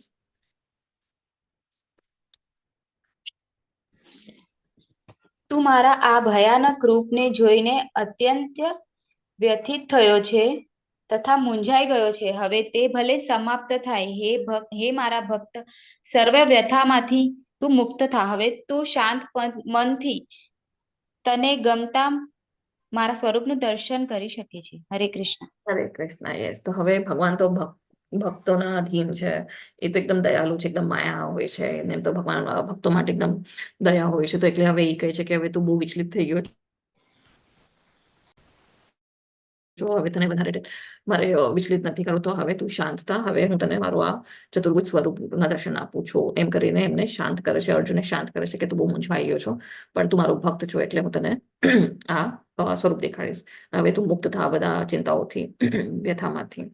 અને ભગવાનના ચતુર્ભુજ સ્વરૂપ દેખાડે છે, શંખ ચક્ર ગદા પદ્મવાળા, કે 4 હાથમાં, એકમાં શંખ છે, એકમાં ચક્ર છે, એકમાં પદ્મ છે અને એકમાં ગદા છે. હવે 50th શ્લોક. યસ માતાજી, અનુવાદ લેજો પ્લીઝ. હરે કૃષ્ણ.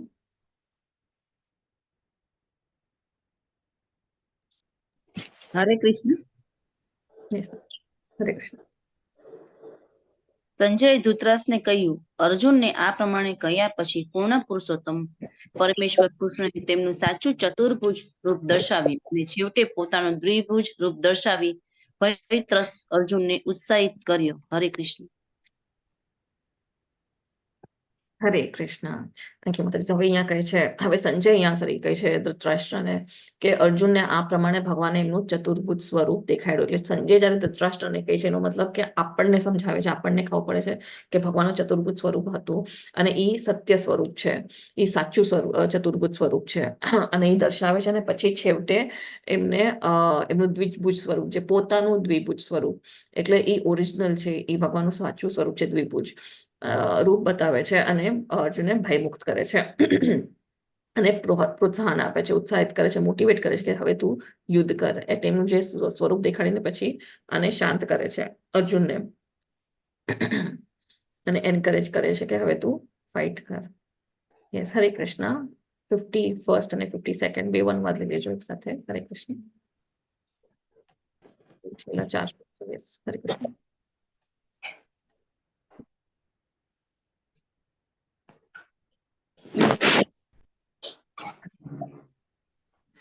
ઉષા માતાજી, કીર્તિ માતાજી, કોણ છે? યસ હરે કૃષ્ણ. જ્યારે અર્જુનને ભગવાન કૃષ્ણનું તેમના મૂળ સ્વરૂપનું દર્શન થયું ત્યારે તેણે કહ્યું, હે જનાર્દન, આપનું સુંદર મનુષ્ય સમાન રૂપનું દર્શન કરીને હવે હું સ્વસ્થ ચિત્તવાળો થયો છું અને મારી મૂળ પ્રકૃતિને મેં પુનઃ પ્રાપ્ત કરી છે. પૂર્ણ પુરુષોત્તમ પરમેશ્વરે કહ્યું, હે અર્જુન, તું અત્યારે મારા જે રૂપને જોઈ રહ્યો છે તેના દર્શન અતિ દુર્લભ છે. દેવોને પણ આ અતિ પ્રિય રૂપના દર્શન કરવાનો અવસર સદૈવ સુખતા જ રહે છે. હરે કૃષ્ણ. હરે થેન્ક યુ. કૃષ્ણ.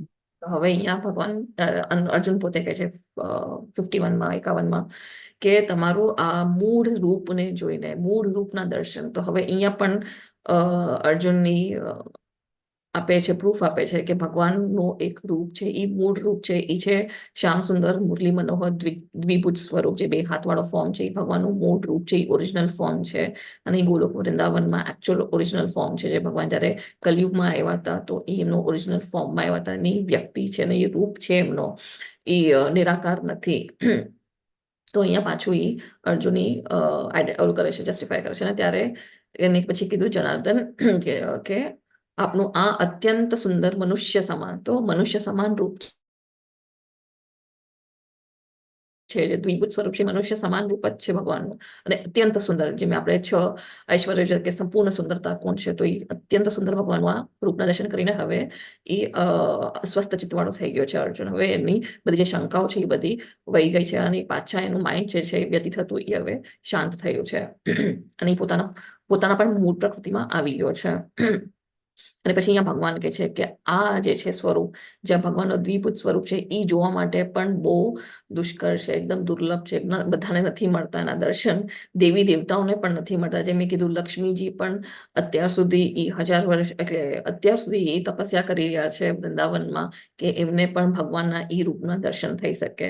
એટલે ઇમેજિન, લક્ષ્મીજી પણ એ તપસ્યા કરી રહ્યા છે કે એમને પણ એક ગોપીનું સ્વરૂપ આવે અને એ ભગવાનના સાથે લીલા કરી શકે. આગળ એક સ્ટોરી છે, જ્યારે કૃષ્ણ ભગવાન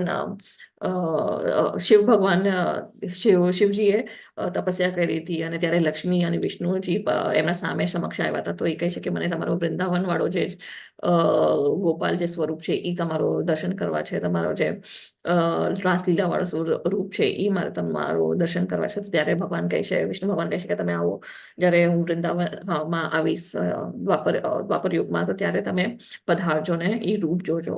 તો ત્યારે ગોપેશ્વર મહા મહાદેવ આપણને ખબર છે, તો એ ગોપેશ્વર મહાદેવની જે લીલા છે તો એ ગોપી બનીને જાય છે અને ભગવાનના એ દર્શન કરે છે. અને જ્યારે ભગવાન નાના હતા, જ્યારે જસ્ટ એ પ્રકટ થયા હતા મથુરાથી અને યશોદા મૈયાના પાસે હતા, તો એ ઘોડિયામાં જ્યારે સૂતા હતા ત્યારે બધા દેવી દેવતાઓ પણ આવે છે દર્શન કરવા. તો ત્યારે શિવ ભગવાન પણ આવે છે અને 7 વાર પરિક્રમા કરે છે એ ઘોડિયાની.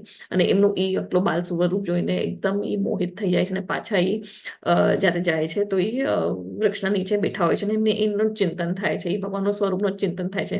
અને શિવ ભગવાન તો પછી અઘોરી રૂપમાં આવે છે. પેલા તો એ બ્રાહ્મણના રૂપમાં જાય છે, સોરી સ્ટોરી મેં જરાક અડધી કહી દી. તો પેલી વાર જ્યારે જાય છે એ બ્રાહ્મણના રૂપમાં જાય છે એકદમ. અને યશોદા મૈયાને કહે છે કે મને તમારા લાલાના દર્શન કરવા છે. તો યશોદા મૈયા કહે છે તો કોઈ બ્રાહ્મણ છે, સારા વ્યક્તિ લાગે છે, એમ કરીને દર્શન આપે, જવા દે છે. તો ત્યારે એ 7 વાર પરિક્રમા કરે છે ભગવાનની અને વયા જાય છે. પછી તો એમના ઓરિજિનલ રૂપમાં આવે છે, જેમનું અઘોરી રૂપ હોય છે એમાં.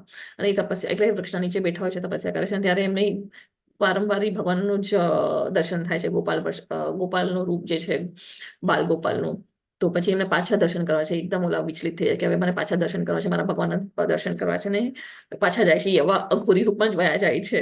તો યશોદા મૈયા એકદમ ભયભીત થઈ જાય છે કે ના મારા લાલાને આવા તમારા દર્શન કરાવીશ તો મારા લાલા ઘબરાઈ જશે. હવે યશોદા મૈયાને નથી ખબર કે શિવજી છે.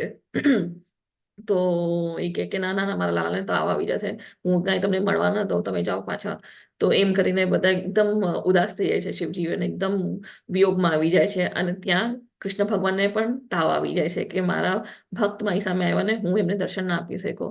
પછી યશોદા મૈયા કહે છે આને તો બહુ તાવ ચડે છે. તો ત્યારે તો બધા ગોપીઓને બધું સ્નાન કરાવે છે, ગૌમૂત્રથી સ્નાન કરાવે છે, ગૌના છાણથી બધું લેપ લગાડે છે, બધું નીમ તુલસી જેટલું બધું જે વિધિ છે, ગંગાજલ બધું છડકીને બધું કરે છે. તો પણ એ તાવ ઉતરતો નથી. પછી છેલ્લે કહે છે કે હવે કોઈ બાબાને જ બોલાવવું પડશે જે નજર ઉતારીને તાવ દૂર કરી શકે.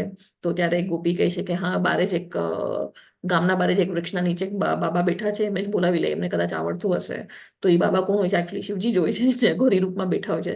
તો એમને જ પાછા બોલાવે છે ને ત્યારે બોલાવે છે. પછી યશોદા મૈયા પાસે બીજું કોઈ ઓપ્શન નથી, તો એ કે છે હા આવો તમે જરાક જોઉં તો મારા લાલને ઠીક કરો તો. અને જેવા શિવજી જોઈ છે તો એક ઝટકામાં કૃષ્ણ ભગવાન નો તાવ ઉતરી જાય છે. એટલે એકબીજાને જોઈને એ સ્માઇલ આપે છે, હસી રહ્યા છે.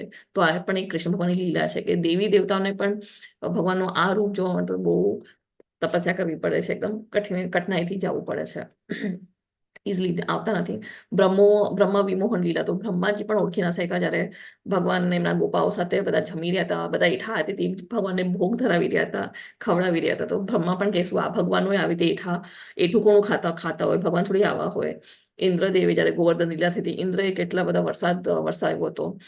7 દિવસ સુધી ભગવાન ટચની આંગળી ઉપર ગોવર્ધન પર્વત ઉપાડે છે. તો એટલી બધી લીલાઓ છે. તો દેવી દેવતા પણ નથી ઓળખી શકા કે આ ભગવાન છે. સોરી. તો આપણે કેવી રીતે વિશ્વરૂપ જોઈ શકીએ? ભગવાને તો કીધું કે ઇમ્પોસિબલ છે, આપણે એટલા યજ્ઞ પણ કરશું, એટલું બુકો વાંચી લેશું, ભાગવદ ગીતા પણ આપણે આખો કંઠસ્થ કરી લેશું, તો પણ આપણને વિશ્વરૂપના દર્શન નથી થવાના.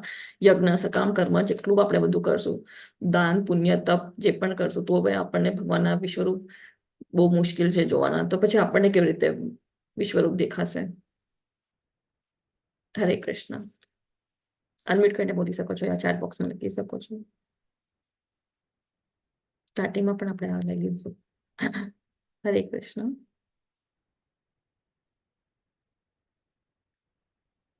યસ કીર્તિ માતાજી, કિરણ માતાજી, નીતા માતાજી, નીતિ માતાજી. નો આઈડિયા. તો ગઈકાલના ચેપ્ટર આપણે જોયું ને, અવિકલ્પીના ભક્તિ, અનન્ય ભક્તિ. જ્યારે આપણે અનન્ય ભક્તિ હશે, એકદમ શુદ્ધ ભક્તિ હશે, તો ભક્ત્યાત્વ અનન્યયા શક્ય અહમ એવં વિદોર્જન જ્ઞાતુમ દ્રષ્ટુમ ચ તત્વેન પ્રવેષ્ટુમ ચ પરંતપ. યસ, અનુવાદ લેજો પ્લીઝ. હરે કૃષ્ણ. અનમ્યુટ કર્યું.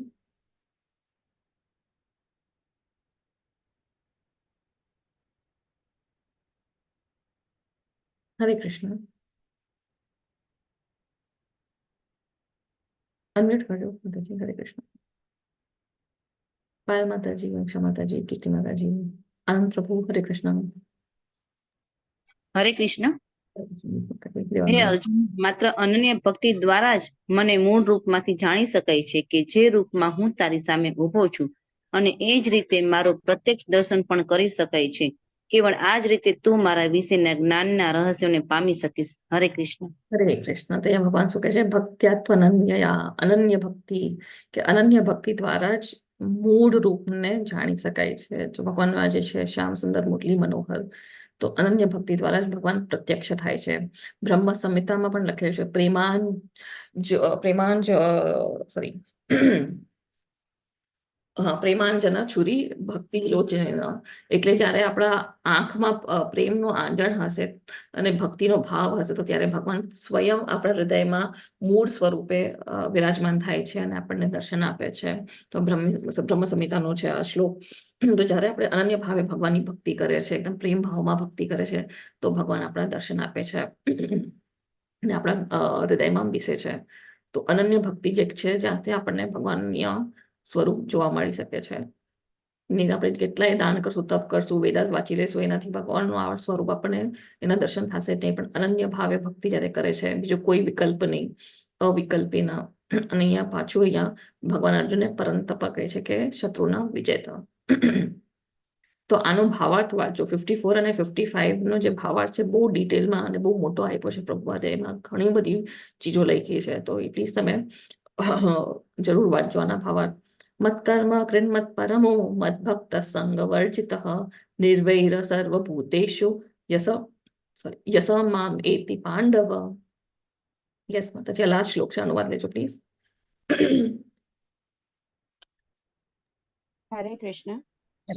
હે પ્રિય અર્જુન, સકામ કર્મ તથા માનસિક તર્ક વિતર્કના સંસર્ગ દોષથી રહિત થઈને જે મારી શુદ્ધ ભક્તિમાં પરાયણ રહે છે, જે મારે માટે જ કર્મ કરે છે, જે મને જ જીવનનું પરમ ધ્યેય માને છે, અને જે જીવ માત્ર પ્રતિ મૈત્રી ભાવ રાખે છે, તે નક્કી મને પામે છે. હરે કૃષ્ણ.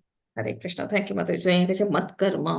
તો કયા કર્મ? તો આપણે બધા કૃષ્ણ મત એટલે હું કે મારા કર્મ, તું મારા માટે જે બધા કર્મ કર. અને કૃષ્ણ માટે કેવા કર્મ? એટલે કૃષ્ણ માટે આપણે જયારે ભોગ, આપણે રસોઈ કરે છે તો કૃષ્ણને પેલા ભોગ ધરાવે, પછી જમીએ, તો એ એક કર્મ થઈ જાય છે. પછી અગર કોઈનું બિઝનેસ હોય, તમે જે પ્રોફિટ કમાવો છો એમાંથી તમે એ કૃષ્ણના કામ માટે એ તમે પૈસા વાપરી શકો છો, કે બુક ડિસ્ટ્રીબ્યુશન કરી શકો છો, ભગવદ્ ગીતા લઈ શકો છો, બીજાને આપી શકો છો. ઉપહારમાં તમારે કંઈક દેવું હોય તો તમે ભગવાનની જે ભક્તિ આપી શકો, ઉપહાર કરી શકો છો, માળા આપી શકો છો, ભગવદ્ ગીતા આપી શકો છો. પછી તમારે કોઈકને હોય કે હવે મારે ઘર બાંધવું છે, ઘર કરતા તમે એક મંદિર બાંધો, યા તો મંદિરના બાંધકામમાં તમે પૈસા આપી શકો છો. અગર આપણી પાસે એટલી હેસિયત ન હોય કે આપણે મંદિર બાંધી શકીએ, તો આપણે ઘરમાં એક નાનું મંદિર આપણું બનાવી શકીએ છીએ, વિગ્રહ લાવી શકીએ છીએ, સ્વરૂપ લાવી શકીએ છીએ, ભગવાનની ભક્તિ કરી શકીએ છીએ. તો એવી રીતે જયારે બધા કર્મ આપણે ભગવાન માટે કરે છે, તો અહીંયા એટલે એને કહે છે મત કર્મ, કે તું મારી ભક્તિ સેવામાં મારા કર્મ કર. અગર તમારી પાસે ગાર્ડન છે, એમાં તમે ફૂલ ઉગાવો છો, તો એ ફૂલ પણ તમે ભગવાનને અર્પણ કરો, તો એ પણ એક ભક્તિ થઈ જાય છે. એવી રીતે પછી તમને હવે ફ્રી ટાઈમ હોય છે, તમે ફરવા જવું છે, તો ધામ યાત્રા કરી આવો, ભગવાનના ધામે જઈ આવો, ભગવાનના દર્શન કરવા જાઓ. એવી રીતે આપણું એ પ્યુરિફાય થઈ જાય છે, આપણે પણ પ્યુરિફાય થાય છે, અને આપણા કર્મો પણ પ્યુરિફાય થઈ જાય છે. પછી તુલસી, ઘરમાં તુલસી વાવો, તુલસી અર્પણ કરો ભગવાનને. તો એવા ઘણા ઘણા કાર્યો છે જેમાં આપણે ભગવાનને, અને જે પણ વસ્તુ તમે ઘરમાં લઈ આવો છો, જે પણ કાંઈ બહારથી તમે વસ્તુ લઈ આવો છો, એ એકવાર ભગવાનને દર્શન કરાવી દેવા જોઈએ, ભગવાનને દેખાડી દેવા, ભગવાનના સામે રાખી દેવા જોઈએ. તો એ એનાથી પ્યુરિફાય થઈ જાય છે, સેન્ટિફાય થઈ જાય છે. પછી તમારે બીજા કોઈકને ગિફ્ટ કરવું હોય, દાન કરવું હોય, દાન પણ તમને કરવું હોય, ગરીબોને દાન કરો તો પ્રસાદ દાન કરો, કંઈ કપડાં દાન કરવા હોય તો પેલા ભગવાનને દેખાડો અને પછી દાન કરો. તો એમાં કોઈ કર્મ લાગતા નથી આપણને. તો એવી રીતે તમારે ભગવાનને વચ્ચે રાખીને બધું તમે દાન તપ જે પણ છે એ કરી શકો છો. પૈસા પણ તમને કોઈને ડોનેશન આપવા હોય, પૈસા તો તમે ભગવાન પાસે રાખીને પછી એ રીતે ડોનેટ કરો, યા તો ભગવાનના મંદિરોમાં જ તમે કામમાં ડોનેશન આપો. આજે અમાવાસ્યા છે, તો આજે પણ આપણે ડોનેશન કરવું એ બહુ સારું કહેવાય છે. તો એવી રીતે તમે ડોનેશન આપી શકો છો. પછી અહીંયા છે મતપરમા એટલે જે કૃષ્ણના એસોસિએશન હોય છે, જે કૃષ્ણના ભક્તો હોય છે, એમના સંગમાં રહ્યો. એવા સંગમાં નહીં, એટલે સંગ વર્જિત, કે એવા સંગમાં નહીં જે કૃષ્ણથી આપણને દૂર રાખે છે. ઘણા લોકો કે ભક્તિમાં વધારે આગળ વધવાનું નહીં, મગજ ખરાબ થઈ જાય છે, બ્રેન વોશ કરી નાખે છે આ લોકો, ઇસ્કોન વાળાઓ, અને કન્વર્ટ કરાવી નાખે છે, અને આ કરે.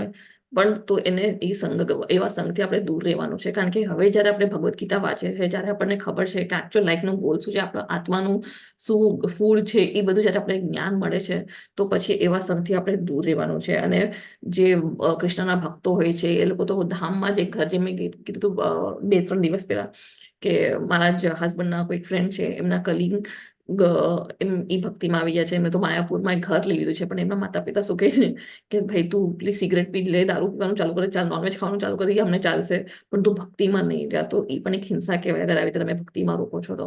પણ એમને તો ભગવાનના ધામે જ એક ધામ કહેવાય છે, કારણ કે ત્યાં સ્વયં ચૈતન્ય મહાપ્રભુ પ્રકટ થયા હતા, તો ત્યાં જ ઘર લઈ લીધું છે.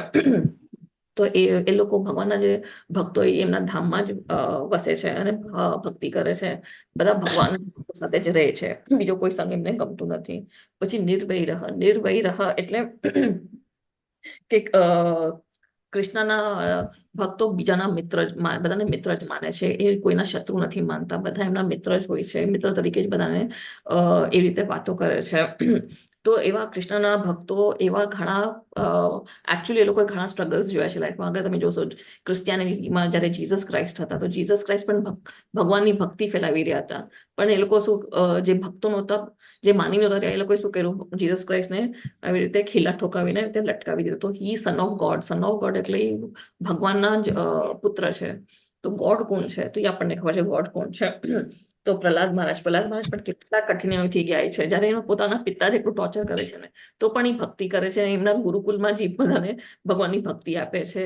એમને કઈ ફરક નથી પડતો. એમના પપ્પા એટલું એમને અત્યાચાર કરે છે, એમના પિતાજી એટલું હિરણ્યકશિપુ એટલું અત્યાચાર કરે છે, પણ એ ભક્તિમાં લીન હોય છે.